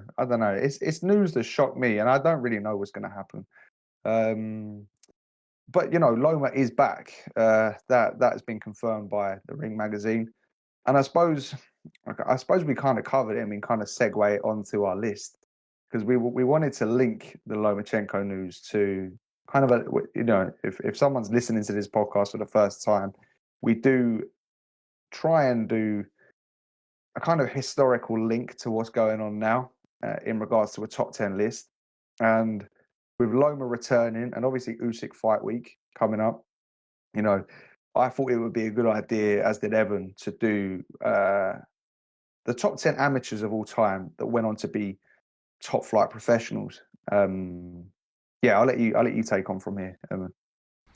Right, so it's a bit of a hard one to categorise, and it's a really difficult one to sort of measure, because what we're trying to do here is sort of like combine amateur and professional success to figure out who's which amateur standouts also happen to be professional standouts in sort of equal measure. And obviously Vasily Lomachenko is who a lot of people will go to for that answer. So just to clarify, this is, like I say, impossible to measure. The list isn't exhaustive. It's not like number 2 is definitely better than number 3 or number 6 is definitely better than number 8. It's just a case of these are a pick of the 10 really good amateurs who also managed to translate their success in the amateur games to the professional scene. So my number 10 is going to go to Roy Jones Jr. Now, obviously, Roy Jones Jr., exceptional professional, the balance is more towards the professional league for Roy Jones because he did a lot more in the professional games than he did in the amateurs. But Roy Jones was a very good amateur himself. I believe he had a record of 121 and 13 losses. He was obviously robbed of gold in the Tokyo Olympics. One of the most high-profile robberies in amateur history, probably the most high-profile robbery in amateur history. He was a very good amateur. What did you think of Roy Jones? Oh, Roy Jones, yeah. I mean, that robbery in the Olympics, it was the Korean. Can't remember his name, wasn't it? South Korean. Um, Uh, yeah, I Not mean, like, Japan, sorry. yeah, yeah, yeah. Yeah, Roy Jones was just ridiculous, utterly ridiculous. As a lot of the American amateurs were in the 80s and the 90s. I mean, there was it that 86 team? I can't remember. But it had like Mildred Taylor, Pernell Whitaker, Evander Holyfield, maybe even Michael Spinks. It just had a ridiculous team. Um, yeah, Roy Jones Jr., one of the all-time great pros and a great amateur. Um, so I think we're probably going to do slightly different lists, and I'm just going to give a little bit of context into my choices. So my list is the all-time great amateurs that succeeded in pros. So I think you're probably going to go down the route of favouring professional um, achievements, which don't get me wrong, all of these fights had to have had professional achievements, but I'm going more for the ones that conquered amateur boxing that then went on to be successful pros. So I'm not necessarily gonna. I think that the field is just too. There's just too many options if you choose fighters that won the Olympics and then went pro, like your Roy Jones and your Muhammad Ali's and your Mayweathers. Not that they all won the Olympics, but you know what I mean. Or your Muhammad Ali's, your George Foreman's. Like for me, mine is more the great amateurs that either put a lot of time into amateur boxing, had over 200-300 fights in amateur boxing, and then went pro and succeeded, or the ones that medaled at multiple major events at the Olympic in the amateurs, and then went on to be pro. So I'm kind of taking the amateur side a little bit more than the pro side, but also taking that into account as well, what they've done as a pro. With all of that being said, at number 10, I'm going to go with Artur Beterbiev. As a pro, nowhere near Roy Jones in regards to impact on the sport, but that's not what my list is entailing. As a professional, an incredible fighter in the modern era, 21 and 1 with 20 knockouts, the undisputed light heavyweight champion of the world. I mean, he absolutely demolished Tavoris Cloud in 2014, which is where he kind of hit my radar. So pretty much for about 12 years, he's proven that he's able to just absolutely maul top level guys. Joe Smith Jr., Anthony Yard, Callum Smith, and Dmitry Bivol, plus Vosdik on his resume as the standouts. But as I say, the reason I picked Beterbiev is because of his amateur credentials. Now, he had well over 300 amateur fights. He medaled at multiple major tournaments. He's a two-time European champion and a world champion and a world silver medalist and a gold World Cup winner as an amateur. So he is my number 10. That saves me a bit of time because Artur Beterbiev was my number 9, believe it or not. And I can't really expand on what you just said, so I'm going to let you take away from your number 9 spot. Yeah, my number 9 is Kostya Tszyu. Kostya Tszyu, oh my God, what a fighter Kostya Tszyu was. He represented Russia, or was it the Soviet Union when he was amateur? I don't know. I think it was the Soviet Union, but what a pro as well. As a 140-pounder, just an incredible champion. You've got the Zab Judah fight where he made Zab Judah's legs turn into jelly in the ring. Julio Cesar Chavez stopped in towards the end of his career. The Cuban Hurtado, Miguel Angel Gonzalez. Just, yeah, I loved Kostya Tszyu. He's one of my favorites stylistically. But as an amateur, he was really, really, really good. He won the World Championships. He boxed in the Olympics. He was a two-time European champion. He also medaled at another World Championships. Yeah, just an incredible fighter for me. Just an excellent technician and oh my God, thunderous puncher. And I loved his body shots when he transitioned to the pros. Yeah, Kostya might be my vote for the best sort of. When I think of an aggressive counterpuncher, I think of Kostya, the way he walks people down in like a technical way. It's wonderful to watch. My number 8 spot is going to go towards Sugar Ray Leonard. Now, I've sort of not reserved, but the bottom 5 of this list sort of caters towards the likes of the Roy Jones and the Sugar Ray Leonards, who didn't spend too much time in the amateurs, but they were really good amateurs in their own rights, who went on to have exceptional professional careers. Sugar Ray Leonard does have a real case for being the best, most skilled boxer of all time. He does have a real case for such a thing. I think Sugar Ray Leonard, he might have the best sort of top 4 names on his record out of any professional boxer of all time. You know, having Roberto Duran, Thomas Hearns, Wilfred Benitez, and Marvin Hagler after 5 years out of the ring in a new weight class. It's just an unbelievable top 4 to have. I don't think anyone's got a better top 4 than him. As an amateur, he was great. Won a gold medal as well. Beat a Cuban by the name of Andres Aldana to win a gold medal in the Olympics. Again, similar thing with Roy Jones. I think he was a bit of a better amateur than Roy Jones was, but also a bit of a better professional in my opinion. What did you have as your number 8? Yeah, in regards to Leonard as well. Leonard's not in my list, but as I say, I think you touched upon a good point. Whereas he wasn't amateur for too long before he went on that like unbelievable pro career. So you know, all of the names that won those kind of Olympics once and gone on to be incredible pros aren't going to be on my list. Mine's favouring slightly more on the amateur front. Great amateurs that went pro and had success. And in number 8, this is a little bit out there for those that might not know the amateur scene. If you do, it's a given. It's Laszlo Papp. Laszlo Papp is one of just 3 men in boxing history to be a 3-time Olympic gold medalist. An absolutely sensational fighter at middleweight. He was also a 2-time European amateur champion. And I cannot remember fortunately, I have his Wikipedia open because a lot of this stuff I do off the top of my head. But I was going to say he scored something like a ridiculous amount of first-round knockouts in the amateurs. It was 55 first-round knockouts as an amateur with a record of 301 wins, 12 defeats, and 6 draws.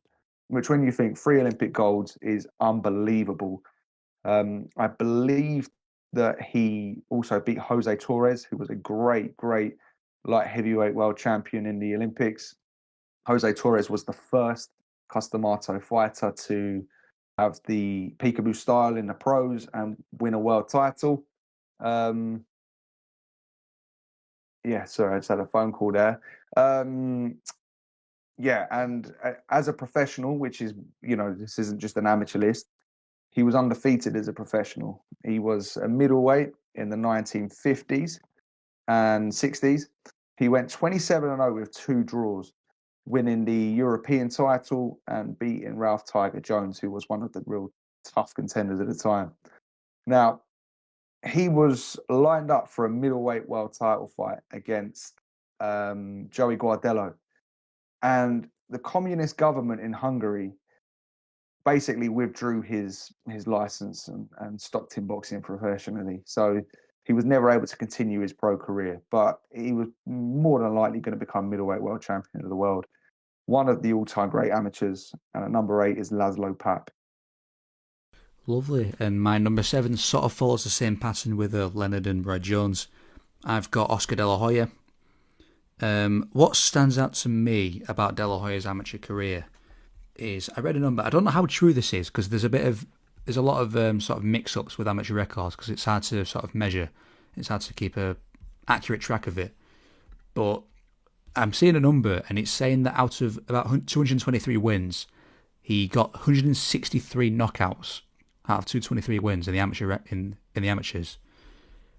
163 knockouts in the amateurs is ridiculous. I don't think that's. Does anyone have a better amateur sort of knockout ratio than that? And is it even true? Oh, I don't know. I mean, they said Sugar Ray. It depends if it's true. They said Sugar Ray Leonard had about 60. Sugar Ray Robinson had about 60 knockouts and had a supposed 85-0 record as an amateur. But you don't know if it's true. Do you know what I mean? Yeah, I'm not sure about that one, but that's what I'm seeing. Oscar De La Hoya was also a gold medalist in the Olympics in the 1992 Barcelona Olympics, and obviously an unbelievable professional in the same way. He started his career at 130, capped it off at 160, and won titles in all those divisions in between. Fought the best, competed against the best, beat some of the best, and he was just an exceptional fighter. Who did you have for your number 7? My number 7 is Nino Benvenuti. Nino Benvenuti won the Olympic welterweight title in Rome. He was a 2-time European amateur champion. And again, it's going to be one of those ones I have to do off the top of my head because I cannot quite remember it. But I believe he had an amateur record of something like 119 wins to 1 defeat, multiple medals as an amateur. And then when he went pro, he won the Italian middleweight title, but beat great world level fighters like Denny Moyer, coming through. And then he won the junior middleweight WBC and WBA titles, and then he moved up to become middleweight world champion. He had a record of 65-0 in his first 65 professional fights. He was a 2-division champion with 2 wins over Emil Griffith. He beat Don Fulmer, Luis Manuel Rodriguez. Those were the top names in the 1960s. He ultimately lost his middleweight crown to Carlos Monzon in the 12th round and lost it in a rematch. Carlos Monzon is probably the greatest middleweight of the modern era, even beyond Hagler. He doesn't quite get that level of recognition, but he made more defenses than Hagler. He boxed equally just as good fighters as Hagler, and he went unbeaten in his last, I think it was 81 professional fights. 7.5 years of those as the undisputed middleweight world champion, where he made 14 successful defenses. So number 7 for me is going to be Nino Benvenuti. That's some good knowledge there. My number 7, number 6 is going to go towards Gennady Golovkin. Now, I'm well aware that you probably have Golovkin a lot higher on your list because I know how much you love Gennady Golovkin. But again, Gennady Golovkin never won gold, I don't believe. I think he won a silver medal, but at the same time was a veteran of about, I think, 400 amateur fights, 300 or 400.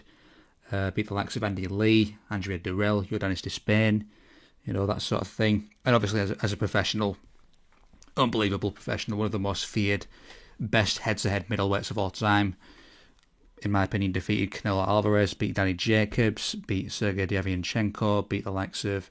The way he was walking through people in the middleweight division, you've gone through this time and time again, haven't you? But, I can go on about him forever. Who did you have for your number 6? I also had Golovkin I had Golovkin at number 5. So, similarly with my Beterbiev, I don't need to break in any more detail. I believe his amateur record was a supposed 345-5. Golovkin, so that's him at number 5.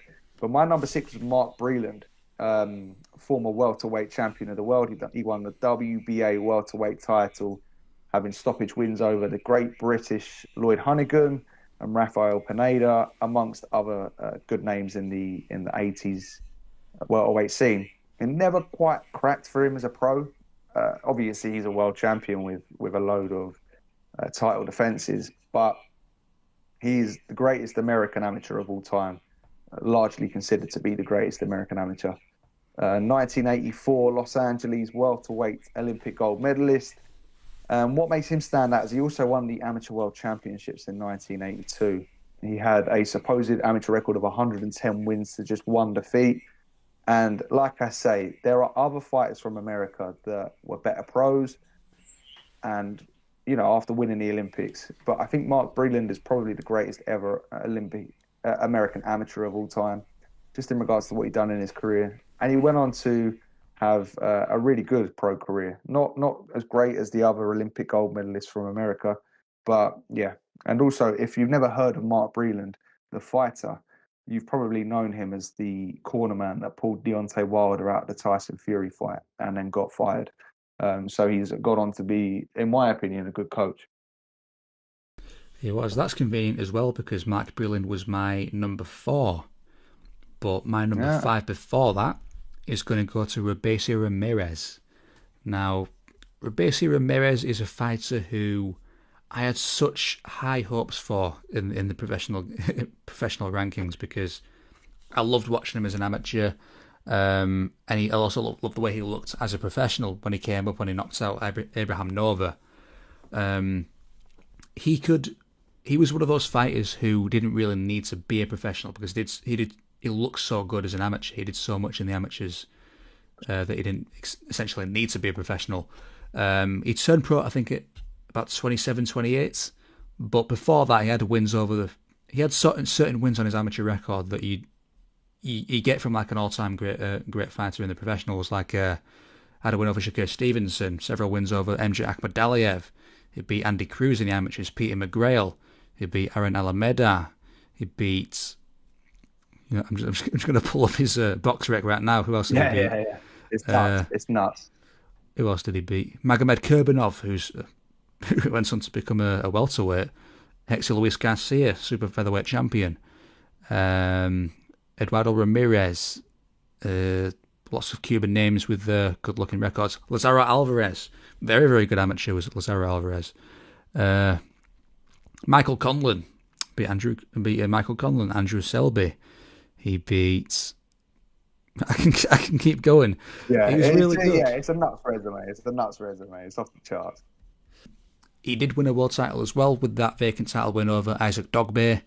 I was full on the hype train at that point. Sorry. I was full of thinking he'd go undisputed at 126 and beat up Figueroa, beat up Stephen Fulton, etc. But he ran into a monster by the name of Rafael Espinoza, unfortunately, and that's the last we've seen of him. Did he make it on your list at all? And by the way, didn't he drop Rafael Espinoza quite dramatically, and then Espinoza came back? Am I thinking right there? Yeah, that's it. He caught Espinoza as he was switching stances in the first fight, and he could have got stopped. Like another ref could have stopped that fight because Espinoza got up and then fell back down again through the ropes. But the fight was to continue, and then Espinoza dropped him in the 12th round. In answer to your question, no, he didn't make my list. And the reason being is because I didn't quite think he had the professional success. Listen, an unbelievable amateur, but he kind of fell into the Zhu Shiming category for me. If you don't know Zhu Shiming, the greatest Chinese amateur of all time, just one of the all-time great amateurs, went pro with top rank, did win a world title, but it just didn't quite work out for him as a pro. It was kind of forced, that world title. In the end, but they definitely need recognition in these lists. My number 4, and bear with me because it's going to be a little bit of a curveball. My number 4 is Katie Taylor. Now, there are lots of great male boxers, but I think in regards to female boxers, I don't normally include them in these lists, but Katie Taylor's impact in boxing overall is just astronomical. Now, there are other great female fighters that have done fantastic things in amateur boxing and gone pro. But what Katie Taylor's done for the sport overall, I just think it can't be missed. And I think overall her impact is, you obviously got Clarissa Shields that, takes that self-proclaimed greatest woman of all time status. You've got Amanda Serrano. But Katie Taylor's gone about it quietly, and she's the one that's really made things happen, in my opinion. It was with Katie Taylor turning professional that female boxers really started getting a lot of recognition on shows, so much so to the part where, we now have full female fight cards. Katie Taylor was the first woman to headline Madison Square Garden as a main event and sell it out. And I think she's probably the greatest professional woman of all time too. Her accomplishments are incredible. She's had fights that have really lived up to the hype against real great opponents too, which I think competition in the female rankings is so important for your legacy. And if you dig into her amateur credentials, it's absolutely insane. Olympic gold medalist, 5-time world champion, 6-time European champion, 18 gold medals in total as an amateur. I normally don't include females on these lists. I normally just keep it into male boxing, but I think Katie Taylor has been a true pioneer of boxing, especially for the women. Yeah, that was a bit of a curveball because I didn't consider any women at all on this list. Um, Katie Taylor, yeah, I think Katie Taylor definitely goes underrated in terms of what she has done, and I think she definitely has the edge over Clarissa Shield in terms of the best woman of all time. Because you just look at you compare resumes, right? Shields has the Savannah Marshall win and the who else? Cruz Dezern and who else did Clarissa Shields beat? I'm trying to think. I'll be honest, I'm not a Clarissa Shields resume expert. I'm gonna have to look it up. I'm trying. How I'm good is googling Clarissa now. Shields' resume actually? Uh, uh, Danny she Daniels, not Danny, beat Lanny Daniels. Sorry, fucking hell. yeah, we're veering off into a different podcast. Yeah, Hannah Rankin, she beat Hannah Rankin early on as well. I know Hannah Rankin actually personally. But yeah, but look, at the end of the day, you know, with Natasha Jonas on your resume, Amanda Serrano twice, Chantel Three Cameron, and times. who was the one that gave? Yeah, sorry, three times. Yeah, who was the one that gave her that monstrous fight in COVID? She like box like a zombie. Was it Delphine McCaskill? Pursoon. Oh no, Delphine Pursoon gave Katie Taylor the most horrible fight ever. It was just brutal. But yeah, I'm not going to dig too deep into the GWOAT conversation. But yeah, I just felt like with Taylor's influence on boxing as a whole, as a female, and just the things that have come from her success, not just for her but for other female boxers, I just think she deserved a place on the list. I'd say she does, and that takes us to my top three because my number four was Mark Breland. What was your top? Did you get number four out? Was it Katie Taylor? Katie Taylor. Katie Taylor. Yeah, Yeah, my five was Golovkin, so Katie Taylor. yeah. So that takes us to both of our top threes, and I think they're going to be the same. I've got to be honest. I yeah, mean, maybe not, but I think they probably will. Who have you got number three? my number three is Alexander Usyk. Where does he fit in your top three? Well, all things considered, I had Alexander Usyk. It's a bit of a spoiler at number one. Ah, All things considered, we could just fly through the top three now. My number three was Guillermo Rigondeaux. My number two was Vasily Lomachenko, and my number one was Alexander Usyk. What about you? yeah. My three was Usyk. My two was Rigondeaux. And my number one was Vasily Or Lomachenko. Rigo? Yeah, yeah, Rigo. yeah. So, Rigo. so yeah. To just explain my Alexander Usyk pick. I think between him, Loma, and Rigondeaux, whichever one it is, Rigo. I'm going to call him Rigo.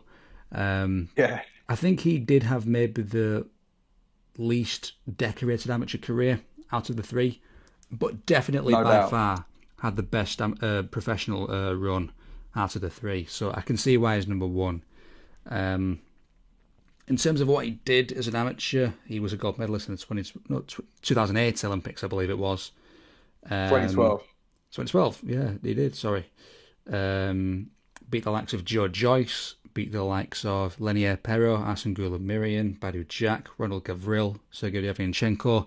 I've got BoxRec open in case you're wondering. I believe he had a record of 335 wins and 15 losses at the time.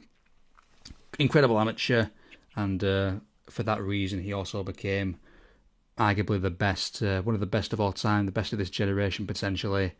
Uh, as a professional, had an unbelievable run through the cruiserweight division at a time where the cruiserweight division was full of killers like Murat Gassiev and Meris Bridis and Yuniel Dorticos and what's his face, beat Marco Huck, who had about 13 title defences at the time. Wasn't a champion at the time, but he previously did have about 13 title defences. Moves up from cruiser to heavyweight, which is a massive jump to make, by the way. Beats up on Derek Chisora, then Anthony Joshua twice, Tyson Fury twice, Daniel Dubois twice. Is about to beat up a kickboxer, which doesn't do much for his legacy, but you know he's unbelievable. As Usyk, he's inspirational fighter, is what Usyk is. Oh mate, yeah, he's a joke. I mean, like the reason he took my number one is no, he's not. He's probably not in the top 5 in regards to this list, in regards to just solely amateurs. But he did win everything as an amateur. He was a world champion in 2011. He was an Olympic champion. He was a European champion. He was also a world bronze medalist. Some of the names I'm not sure you mentioned he beat in the amateurs include Sergey Kovalev and Artur Beterbiev. It's a ridiculous resume. Also, as well, Beterbiev did beat Usyk in the amateurs. I don't know if I mentioned that. Maybe I did. But I think collectively, he has had the best pro career out of the 3. I was convinced Loma would have a better pro career than Usyk when they both turned over. And Loma had an unbelievable pro career, considering how fast he'd done everything. But Usyk has he's just done freaky things as a pro. So that's why he's number 1 for me. I think overall he's had the best combined career. When you look at it, they know not the best amateur career, but probably the best pro career on this list, I would say. So when you add it all together, I think that is the strongest argument.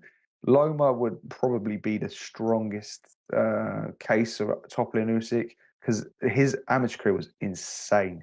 Like his amateur career is just 396 wins to 1 defeat.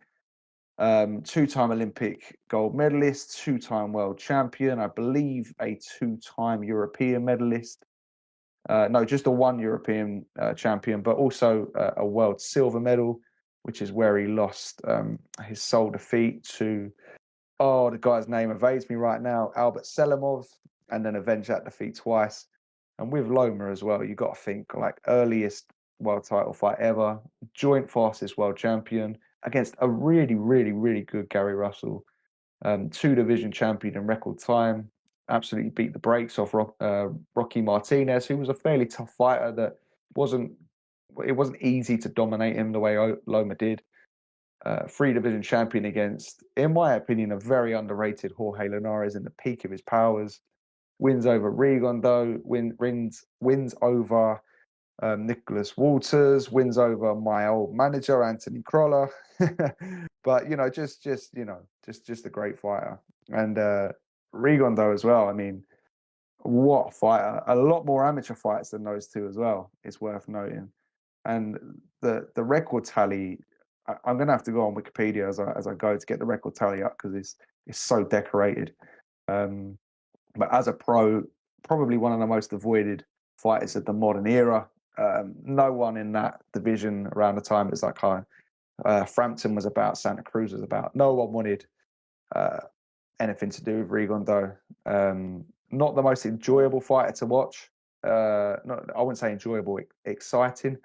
So his pro career never really lifted off as it could have with his talent, but did get the defining win over a prime Nonito Donaire. 2-time Olympic champion, 2-time world champion, 3 World Cup gold medals, about 7 or 8 Cuban national titles, Pan American Games, just an absolute joke. And that is why he would go as my number 3. Yeah, what struck me about watching Rigondeaux was like, when you watch him, you think like this guy would be perfect for the amateurs. Like that's an amateur style that he's fighting with. But he was making it work in the pros. It was unbelievable to watch him sort of dance around people like Nonito Donaire the way he did. He's my number 2. And obviously my number 1's Vasily Lomachenko. We've been through these 3 already. Just to quick fire some names off Lomachenko's amateur record. Albert Selimov, the guy that beat him. Charlie Suarez, Hobson Conceição, Jose Ramirez, Felix Verdejo, Denis Berinchik, Soliman Sissoko, Oscar Valdez. There's names you can recognise on Loma's record. He was beating everybody. And the reason I put him as number 1 is because he does have a case to be the best amateur of all time. He's in that conversation. Like, it's between him and guys like Teofilo Stevenson and such. And he is an all-time great professional fighter as well, and the way that he went on. Just the fact that he does have a case for being pound for pound number 1 at one point in time, and also being the best amateur in the world at one point. It's rare. I don't think Rigondeaux was ever pound for pound number 1 in the pros, and neither was. I don't think Usyk was the best amateur in the world at one point. He might have been. I'd have to do a bit of research on that one, but I think Loma's the only guy to be number 1 in each respective sport at a different time. Would you say I'm right about that one? Yeah. Yeah, no, I think you're right. Yeah, I think Loma's the best overall. But I just think, and I do think Loma in his prime is just a level above, just slightly better technically than Usyk. But you can't argue with Usyk's resume and what he's done and his skill set and the fact that he's massive. You know what I mean? Like, one of the big things people say to me is like, "Oh, Usyk is the greatest boxer to ever live because he's so small compared to who he fights." And like, I've been very fortunate. I've been able to meet Usyk 3 times now in person, and he is massive. He is a massive man. He's about 6'3" and about 18 stone. He is huge. Um, so you know, having his skill set with the size of the man, he is a unit.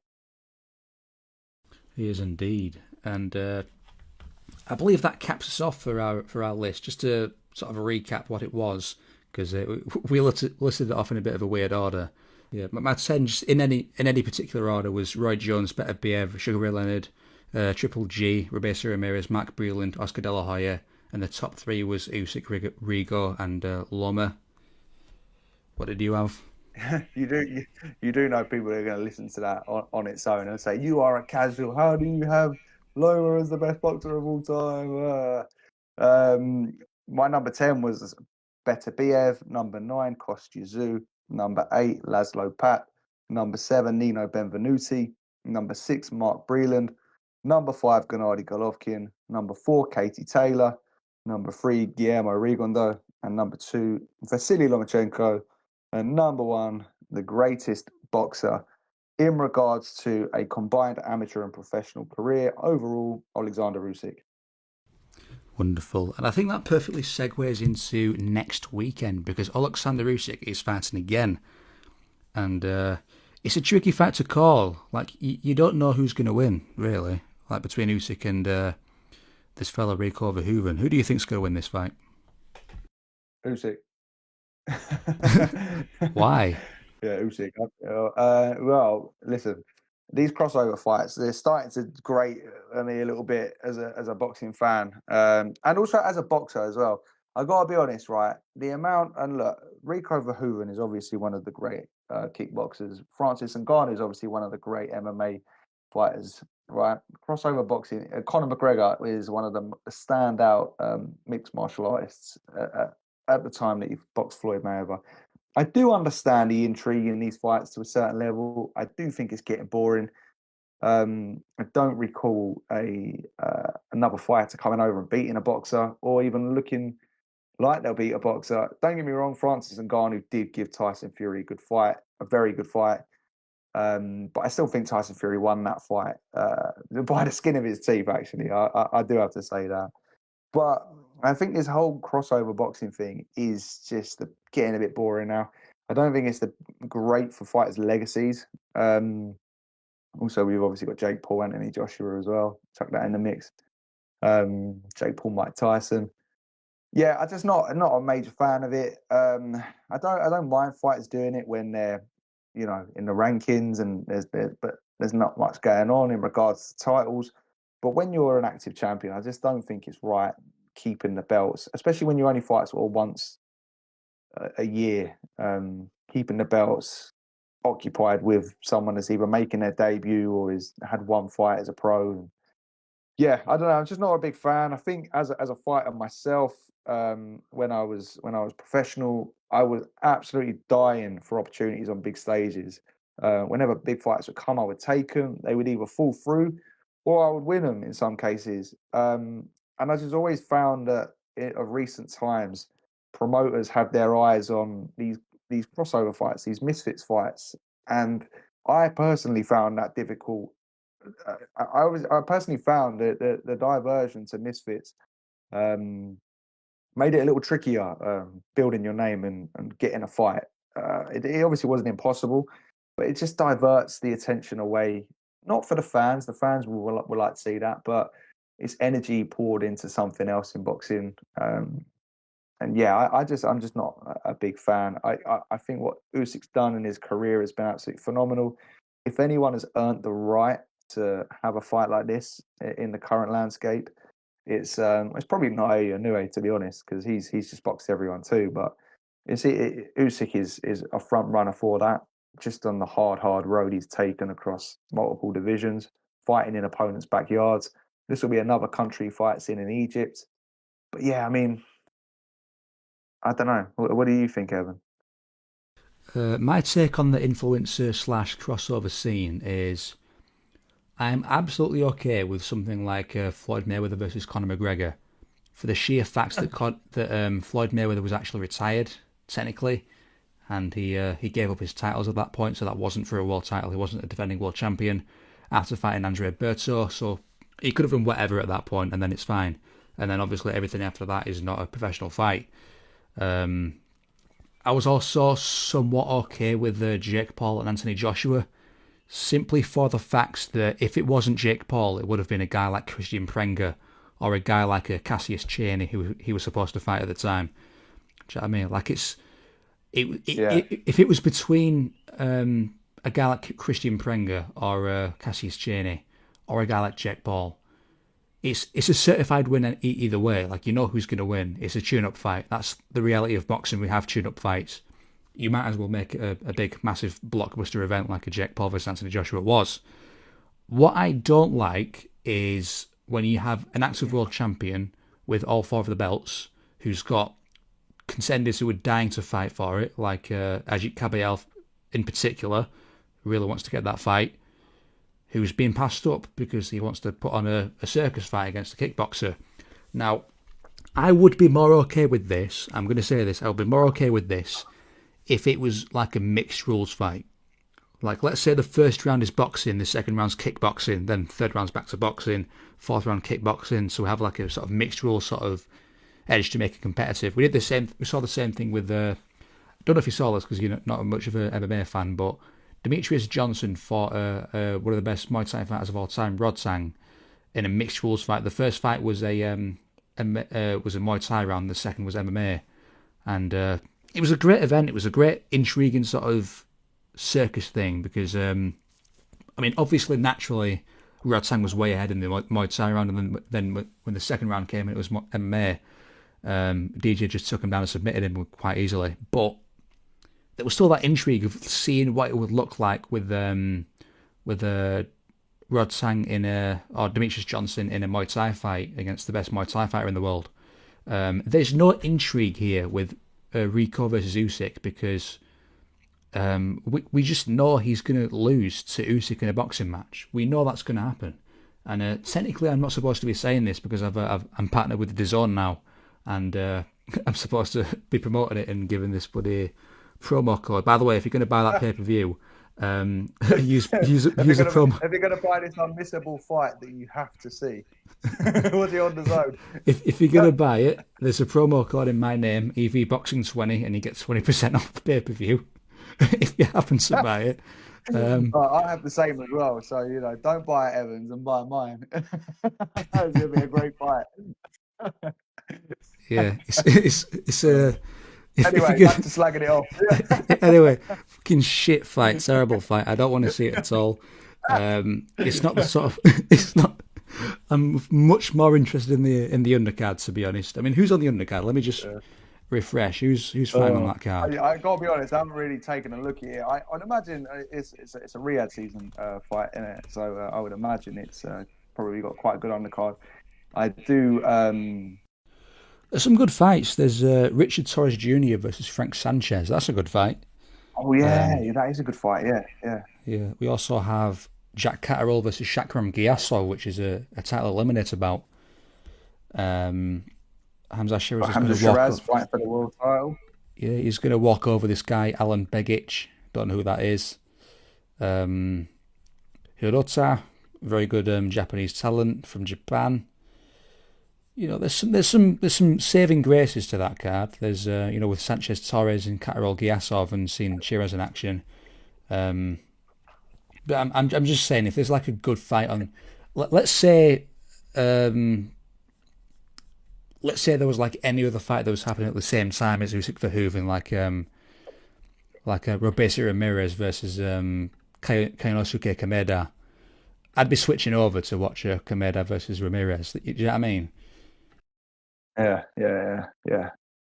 Yeah, no, it's not. Yeah, I'm not particularly interested in it, if I'm honest. But yeah, no, a good undercard. And listen, we've been going. And we next week we can definitely do an Usyk list, or a list linked with Usyk, or something delving right into Usyk's amazing career. But I'm not massively intrigued about not promoting, but covering this fight. But do buy it via either mine or Evan's code on the zone. Yes, please. But I think I think that we should probably move on to the Q&A, because we skipped past that last time, and we didn't really get to answer too many questions that were on there, and there were 118 comments. So this is from the Q&A that was on your YouTube post a few weeks ago, post, and we yeah. only answered two. Yeah. So what we'll do is we'll shout you out. So if you've put a comment in, we'll shout you out. And yeah, we'll pose a question from here. Have you got questions lined up? Because I'm just having to scroll through now. I've got a couple that I've highlighted, but if we get through them quick enough, I'll just pick some out. I got a funny one, and Oh, I can't find it, but I remember seeing it and it made me laugh. Hang on, let me just have a little look. Where is it? Right, it's from GGG D6755. And I'm very interested to get your thoughts on this question. Are you ready? go on. Who is the cutest boxer in your opinion? Cutest boxer. Yeah. Boxer in general, female or male? Well, I don't know. It's a slightly different vibe depending on the answer you give. I'll tell you what. I'll answer both. I'll answer both male and female, just to appease both sides. I say that like there's going to be any women watching this, but 2 hours deep into this podcast. no chance. But cutest female boxer. Would it be boring to say Sky Nicholson? That's the basic answer. But Listen, too bad. I'm 10 years deep into a relationship. I'm going to cop out of this question, just to save face. But yeah, listen. The listeners to this podcast can't say we don't offer insightful boxing opinions. Listen, I'm 3 years deep into a relationship as well, but you've got to appease the question. You've got to appease the questions, don't you? Do you have an answer for the males? Right. Anyway. For the male side of things? No, listen. That's that. We'll discuss that off the air. Oh, right. Anyway, go on. Let's do a proper question. I'll let you go first. Saying that's not a proper question. That's the hard hitting question that we need to be covering. Go on. I'm scrolling through now, trying to actually look at one I can answer with a serious mind on it. You've got some lined up. So what have you got? Right, one that I had lined up was, how do you think modern heavyweights such as Dubois and Itama would have fared in the 90s or the early 2000s era of boxing, where they had to face the likes of Razor Ruddock and Ray Mercer, Tommy Morrison, Lennox Lewis, David Tua, Klitschko's, etc. Normally when you get questions like that, you expect it to be like, how do modern heavyweights do against the 60s and 70s era of boxing, like the Foremans and Ali's, etc. But it might be a bit more interesting with the 90s to 2000s because, to be fair, you could argue that the 90s was the strongest heavyweight division of all time, the strongest period of the heavyweights, just in terms of how many juiced up monsters were in that division at the time. Because you had guys like Holyfield, Foreman, Tyson, Klitschko, Lewis, David Tua, Razor Ruddock, Tommy Morrison, Shannon Briggs, even the worst guys like Shannon Briggs and Tommy Morrison, for example, they were pretty good. Obviously, I would say that overall it was a stronger heavyweight division at the time. But how would modern heavyweights like Dubois and Itama fair. I think Itama would do completely fine in the 90s The heavyweight thing is, division. we don't know that yet. That's the only thing. We don't Yeah, know about Tam yet. Itama's a tricky one because we've not seen him against real competition. But let's say the likes of Dubois and the likes of Usyk and Joshua Fury and such. It depends on the matchup. This has always been my approach when I get asked a question like, how does this guy fare in this era and how does that guy from the past fare in modern times? It just depends on the matchup. I mean, like Dubois. I think Daniel Dubois, I've always had the belief that he would beat Vladimir Klitschko, to be honest, just because Klitschko is such a Yeah, I sort don't of know. negative fighter in some ways, and he's not that much of a counterpuncher. I think I think Dubois could just sort of like not steamroll him, but just barrel forwards like the athlete he is, and probably get a right hand in. But the likes of Lennox Lewis, for example, I don't think anyone beats Lennox Lewis with the exception of maybe Usyk. Guys like David Tua was really good. Like even the guys like that were outside the sort of Hall of Fame names, like David Tua. David Tua would probably beat a guy like on a good day could beat a guy like Tyson Fury, or could beat a guy like Andy Ruiz, for example. Hmm. That sort of thing. It depends on the matchup, like I say. What do you make of that question? Yeah, I think you're right. I think the 1990s heavyweight scene was, in my opinion, it was the second strongest. I think the 70s is the strongest heavyweight scene. We were talking about that Muhammad Ali resume video that you're doing, and we were just saying how insane the 70s heavyweight scene is. If you were to get fighters from today into the 90s, I don't think the likes of Dubois and Joshua would have been champion, in my opinion. And the reason I say that is because I think there's sort of like a basic uh, approach to them that your likes of the Holyfield didn't have, and Riddick Bowe, who's another one. And if you look at that Riddick Bowe Holyfield fight, and you look at just the level of intensity and furiosity and skill level on the inside in that fight, I don't think that is there as much today. You look at an Ajit Caballero, and Caballero's good, but he's quite straightforward. Doesn't do anything incredibly at an incredible pace or with any real great tactical nous. So I think fighters like that probably wouldn't have been a champion. Um, in that scene, I just think it was such a brutal scene. I think Tyson Fury is someone that people love to hate, and look, he's had some stinkers, right? And I've followed Fury from the Channel 5 days, from when he called out David Price. And was getting dropped by like journeyman that you'd never heard of. So I've watched Tyson Fury's whole career, and look, anyone can catch Tyson Fury and put him on the floor. But I think he has got a style when he's 100% fit and switched on that could give many people a problem. I think Fury would have been able to hang in that era. I think he's got in his prime a level of adaptability that would and a toughness, and most importantly, the recuperative abilities to hang in that era. Alexander Usyk, I think, would thrive in that era. I'm not going to say he would be dominant. Maybe not thrive, but he would definitely be one of the front runners in that era, in my opinion, because Holyfield similarly moved up from cruiserweight. And Holyfield's resume at heavyweight is absolutely insane when you think about how many guys he fought and how often he beat guys at heavyweight. So, yeah, I think it's one of them. I think it was definitely a better era with more depth. I think a few of the top guys would fare. A down where we just don't know. I'm going to kind of divert the question slightly, but I have always been of the opinion, and you talk about Dubois beating Klitschko. I have always been of the opinion that if you put Joe Lewis in the ring today, I think he would clean a lot of the heavyweights. I really do.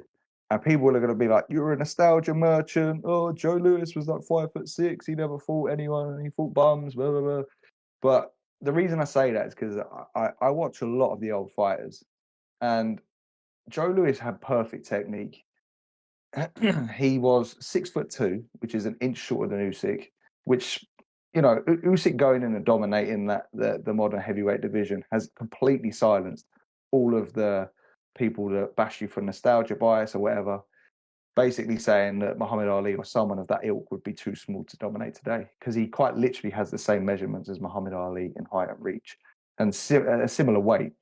So I am of the opinion that if you got Joe Louis in the ring today, after studying Joe Louis's career in depth for the last 2 years, but mostly for his resume video and watching all of his fights, he was so ferocious.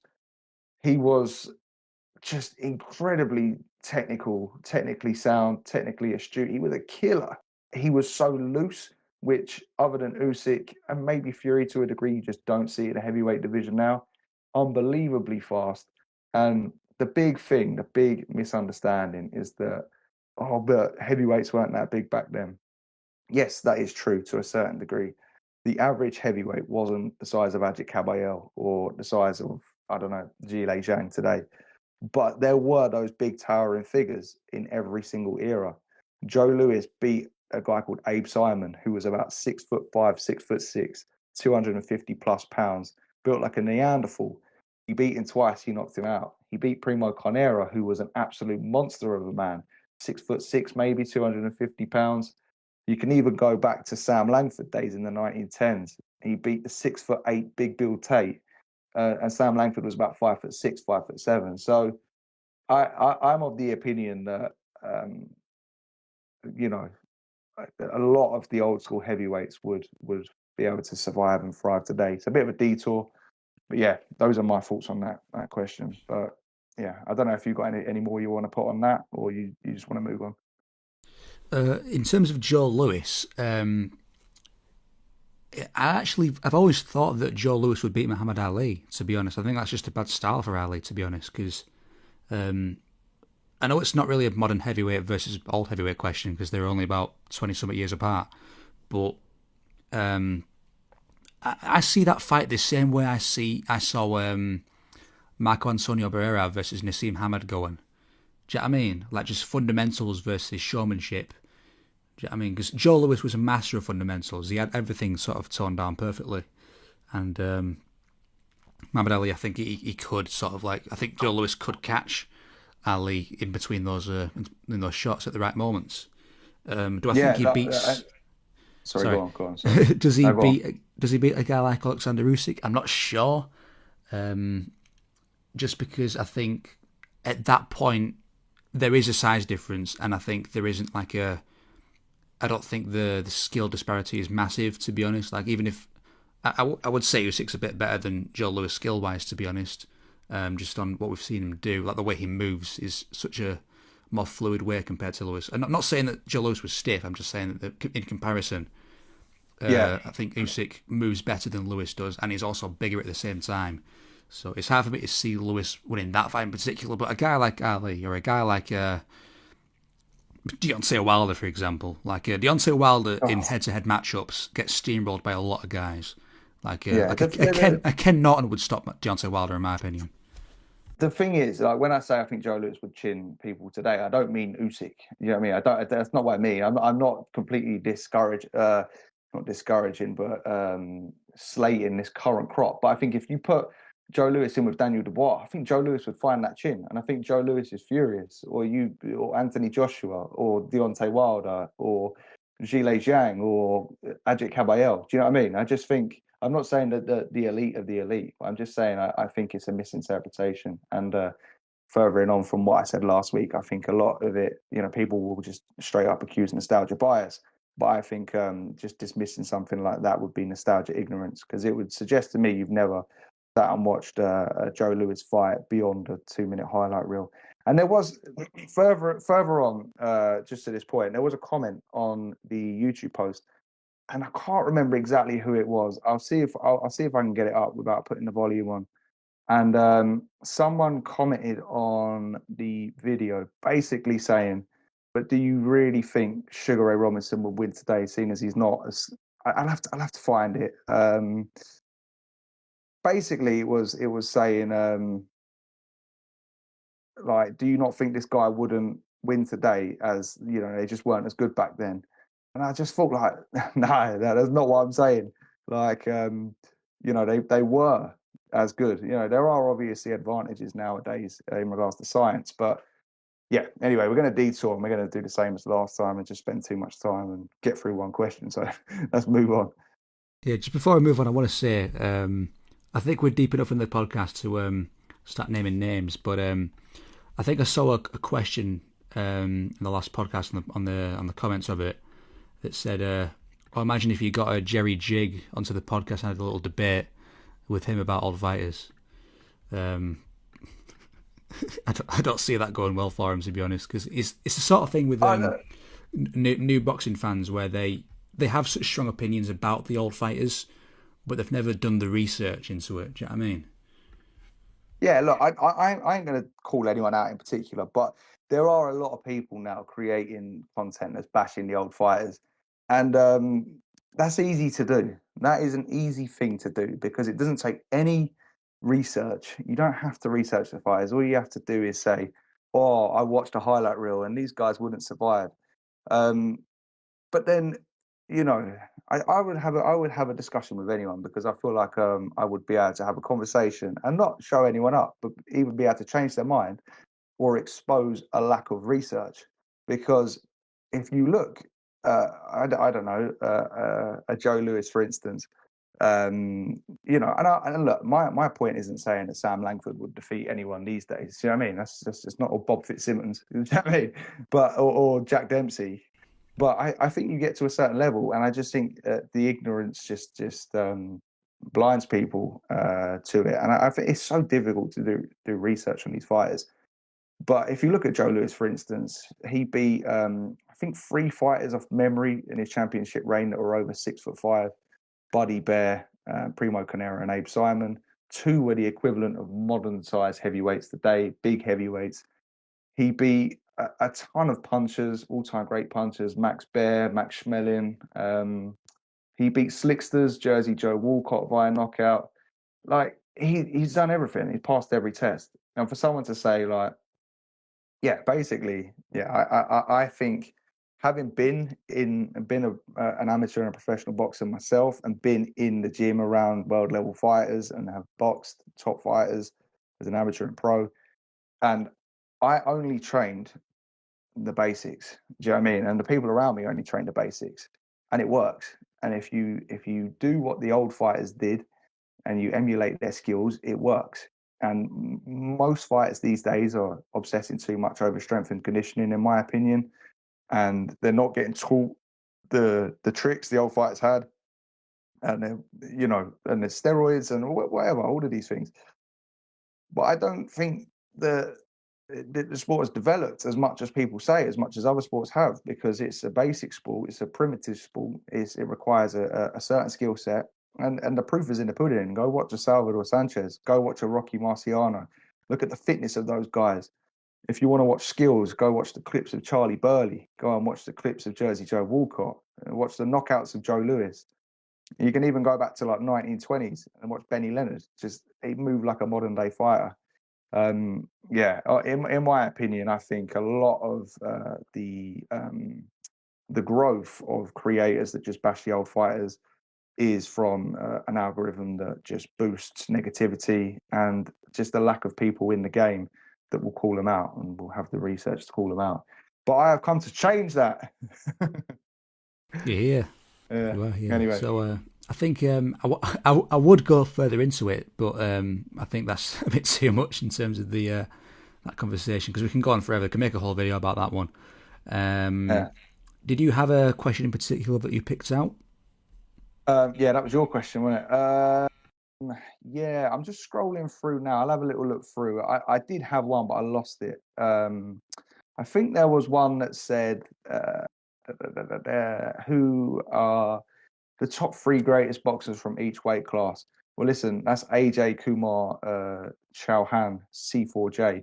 We'll be here all day, but we can maybe fly through the original weight classes and just say who we think was maybe the greatest in that division. I don't know if you're up for that. I could do. I might have to do a bit of research, but I mean, in terms of Or it depends really. heavyweight. That's if we start with heavyweight, who would you say, and what would your argument be? I mean, are we talking accomplishments or are we talking head to head? Because I'm a bit better with head to head sort of See, for things. me, I think head to head is such a difficult thing. and you'll never know who would win in a head-to-head, and you don't know how styles will mesh, and then it's just too easy for people to dismiss and say, "Oh, but this person didn't have this benefit, or he was a bum, or he never boxed anyone." And I think there's too many holes in a head-to-head. I think if the era's match, you could do a head-to-head, but I think all-time heavyweight, you've got to look at skill set for the time, dominance, resume, achievements, and in my opinion, there are only two standouts in heavyweight history for the top spot. Yeah, I mean, in terms of GOAT conversations, I think one of a good way to measure dominance or greatness in a fighter is just to, if I plug them into a resume video and just compared scores, I think that's a good measurement, because even though it doesn't really take into account losses, it does take into account just how much they did while they were active, and how impressive their wins were. For example, I mean, it doesn't take into account people with short careers, really. Like a guy like Sugar Ray Leonard does fall short because he wasn't active for over 40 fights. But in terms of what they actually did, obviously, I imagine your answer is between Joe Louis and Muhammad Ali. It's a tricky one. I think Ali, just in terms of how unbelievable his wins were, like I don't think Lewis beats anybody who was like as feared or as intimidating as a guy like Sonny Liston and George Foreman. Not to say he didn't beat anyone who was good, because he beat some incredible fighters, but I don't think there was any fights where he was particularly up against it the same way that Ali was. And the fact that Ali was winning fights well into the stages of Parkinson's, like taking right hands off Ernie Shavers for 15 straight rounds and staying on his feet the entire time. Do you know what I mean? That sort of thing is why Ali's such a iconic figure, and I think he would be the greatest heavyweight of all time, to be honest. Yeah, I agree. I mean, you do have an argument for Joe Louis, 11 and a half years a champion. But the thing is, he had beaten the 5 former champions previously in Max Baer, Primo Carnera, Sharkey, obviously Max Schmeling early on, and Braddock. So a lot of that was done about 2-3 years before his nearly 12-year reign, which would make it significantly longer in the modern era, where there's more belts, and he would have undeniably picked up a scattered belt. And yeah, 25 world title defenses, something like 22 knockouts in those. Knocked out every man but Tommy Farr. Yeah, it's a joke. But Ali with the iconic status, he's number one. Much better resume quality, in my opinion. If we jump to middleweight, maybe we'll just cover the really obvious ones. We can't be here all day. There's about 27 million weight divisions today. Greatest middleweight of all time. Greatest middleweight of all time. I mean, this is the funny thing, because you could put Ray Robinson in an all-time great welterweight and middleweight conversation. Greatest middleweight of all time. It's a tricky one. In my opinion, there are four. There are four that you could pick. In my opinion, Yeah. I don't want to say Golovkin, because I don't think his reign was that star-studded, with the exception no, of I Canelo. wouldn't have him there. I'd have him about number 6, and I think Bernard Hopkins would just slightly fall short in that category too. Even though I'd have Hopkins over Golovkin as a middleweight, in my opinion, not as a great talent, but in regards to what he'd done as a middleweight, Hopkins and Golovkin would be my kind of honourable mentions around there. But no, they wouldn't be the 4 that I could put in number 1 slot. Yeah, well, my head-to-head answer, if you're curious, if I had to pick someone to beat the most all-time fighters of all time, would be Marvin Hagler. I think Marvin Hagler has that sort of style where, like, you could put him against anyone, and even if they win against Hagler, they're going to go through hell to pull that off. And that includes the likes of Bernard Hopkins, Gennady Golovkin, Sugar Ray Leonard, Sugar Ray Robinson, Carlos Monzon, Harry Greb, for example. I mean, we can't really judge how good Harry Greb was from a head-to-head standpoint, but you would trust Hagler to give anyone hell, really, in a fight. I'm going to say Hagler is my best middleweight of all time. Yeah, my 4 choices would be Robinson, Hagler, Monzon, or Greb.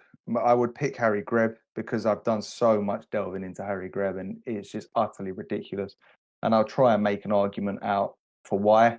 The reason why I wouldn't pick Robinson, some people might not quite understand, is that Robinson was the greatest welterweight of all time, and he was a 5-time middleweight world champion, which in its own right is incredible in the one belt era. But Robinson had to lose that title 4 times to win it, 5 times. He was in that phase in his career where he was losing fights. He lost a couple to Gene Fullmer. He lost to Carmen Basilio. He lost to Randolph Turpin. He wasn't as primed and as dominant as a Carlos Monzon or a Marvin Hagler.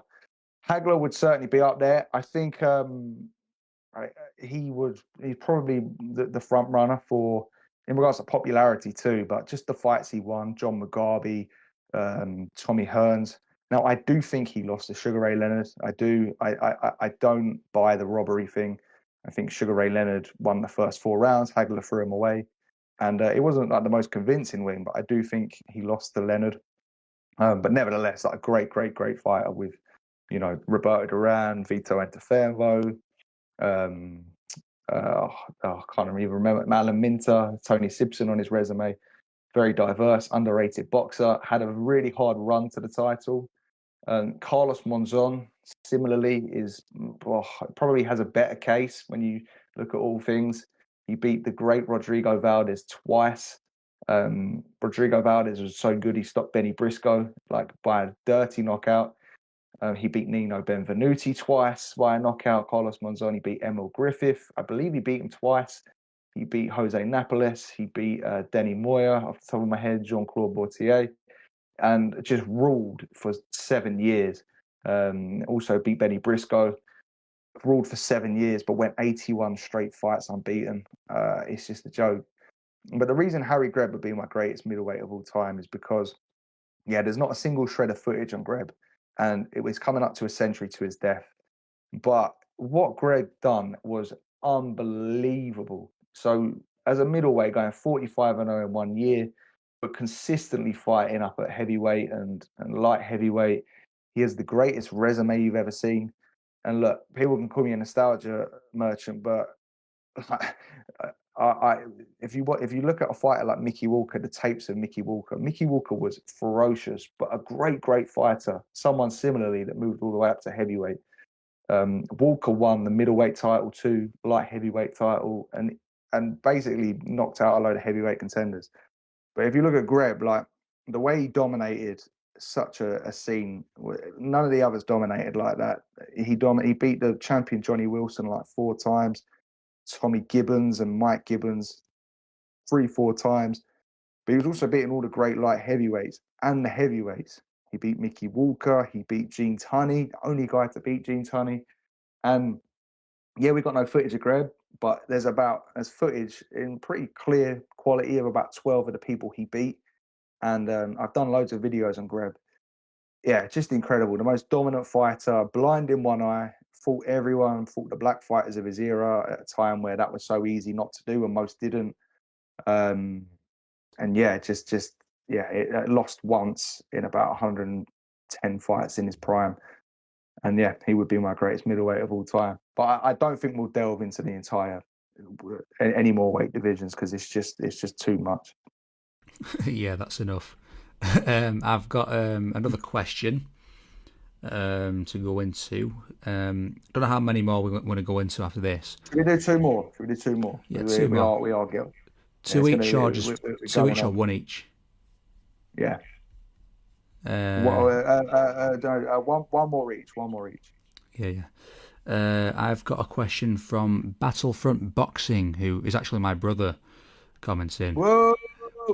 Yeah, he's got a boxing channel. Check him out if you're watching this far deep into the podcast. So he's got a question: who wins between Prime Rigondeaux and a Prime Naoya Inoue? I would lean Inoue, but Rigo was such a level above everyone else at those weights, he says. So, Rigo versus Prime Inoue. Very interesting. What weight would it be? 120, 118? I think 118, yeah. Because Prime Rigo was 118. Arguably Prime Inoue was as well. You could say that as well. It's a tricky one because I do think if we go back to the head-to-head conversation, I would pick those two as my head-to-head best bantamweights of all time. I mean, obviously you got the likes of Fighting Harada and Pone Kingpech and Ede Joffrey from that super bantamweight era. But in terms of who I just would straight up pick to win the most fights, I would pick between Naoya Inoue and Guillermo Rigondeaux.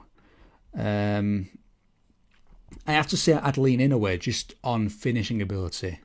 I think it's one of those fights where you could see Inoue losing a lot of rounds or losing the majority of the fight because Rigondeaux is one of those fighters where it's hard to imagine someone at his best really beating him because he was such a hard fighter to catch at his best. But that's not to say that he wasn't uncatchable because he did go down quite a few times in his prime. I mean, Nonito Donaire drops him pretty badly with a big right hand in their fight. The Japanese he got guy by Hisashi Amagasa on New Year's Eve as well, and that guy had very, very, very little power in his punches. Yeah, that was the 6'1" Japanese fighter, wasn't it? Or am I wrong about that one? Yeah. And it was like a bit of a pushing shot, really. So, yeah, I agree. In regards to the greatest bantamweights ever, you've got like Ruben Olivares, Carlos Arate. I think you went 52-0 with 51 knockouts. Oh my God, what a record! But with this fight in particular, I would probably favour Inoue. Now, the one problem we've seen with Inoue really is leaving his chin open for counter left hands when he overextends on shots, predominantly at 122, which is obviously not in this fighting weight. But that would be an absolute nightmare against Rigo. But I think Inoue is clever enough to not do that against someone as sharp as Rigo. When you look at MJ Akhmadaliev, who's a southpaw, he'd never really got caught other than the last round. Inoue has a good boxing brain. He's got a good chin. He's tough. And I think Rigo was exceptional, but he just didn't work very much. And I think someone like Inoue, who we saw against Nakatani the other day, is going to be difficult early on and sharp. And I could see, I think Inoue would win that fight on the overall athleticism, the sharpness, the toughness, and he just has to be careful not to get lured into kind of like a really long drawn out chess match and leaving himself open for the counter left hand. Yeah, I think the fact that Inoue has both the finishing ability edge and also the work rate edge at the same time makes it hard to pick Rigondeaux convincingly because I mean the styles do in a way favour Rigondeaux, no pun intended, but it's just the fact that that is four. So, but Rigondeaux, even at his prime, he wasn't like this unbeatable phenom who never lost any rounds. Like he lost rounds on inactivity. Like one judge had the Donaire fight 114-113 in favour of Rigondeaux. I don't agree with that, to be honest. But... I don't agree with it, but there were the close rounds of that fight where Rigo just didn't do too much, and I don't know if I trust him to not do the same thing against Inoue. But I think that does it for it, though. My last question is by Gimpy Stimpy 5304. What a name! And I actually thought this was a good question for viewers. Now, listen, I was going to say you're more casual viewers, but if you're still listening to this podcast, there's not a single chance you're a casual viewer. So we might have to clip this one up and just put it into a short or something. But what are your top 5 favourite fights to watch for people who aren't really into boxing? And a few other people have said that as well. So basically the fights that you would get someone into boxing to watch, 5 fights. I've done a top 100 fights every fight fan must watch. It's on my Instagram. So if you are interested in that question, there's 100 of them there. So go on my Instagram. Top 5. I mean, what fights are standing out to you in regards to just like great fun fights? You haven't got to do 5. You can do 2, 3, 1, whatever. That's a good question. If I had to narrow it down off the top of my head, I think everyone needs to watch George Foreman versus Ron Lyle, the elevator fight. I mean, was the question about underrated fights, or was it just about fights in No. It's general? just it's basically what fights would you basically introduce someone that's not into boxing and wants to get into it and watch fun fights to watch? Yeah, definitely George Foreman versus Ron Lyle. That's a first ballot choice for that sort of thing because it doesn't. I think what a lot of casuals struggle to get into is to sit through the entire 12 round stretch of a fight. Mm. But just if you put them in there with the Foreman versus Lyle, seeing them the monumentous swings in momentum between the two. Foreman almost gets knocked out at one point, and then he comes back to knock out Lyle by swinging these murderous left hooks over and over again in the ropes. It's unbelievable. Yeah. Besides that, there's so many good fights I can think of. Yeah, I was just going to say that with that George Foreman Ron Lyle fight as well, that was his first official fight after the Muhammad Ali loss. He did fight 5 people in one night, which was a bit of a gimmick, but he talk about coming back with an easy an easy fight. Yeah, I'm trying to think what else is there. There's a lot of good fights I was thinking of. In recent memory, I mean, if you're trying to get into boxing, I think it is good to get into fights that are quite recent.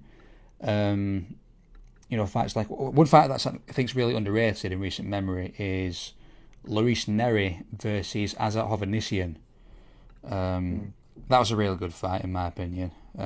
Luis Neri is an all-action fighter.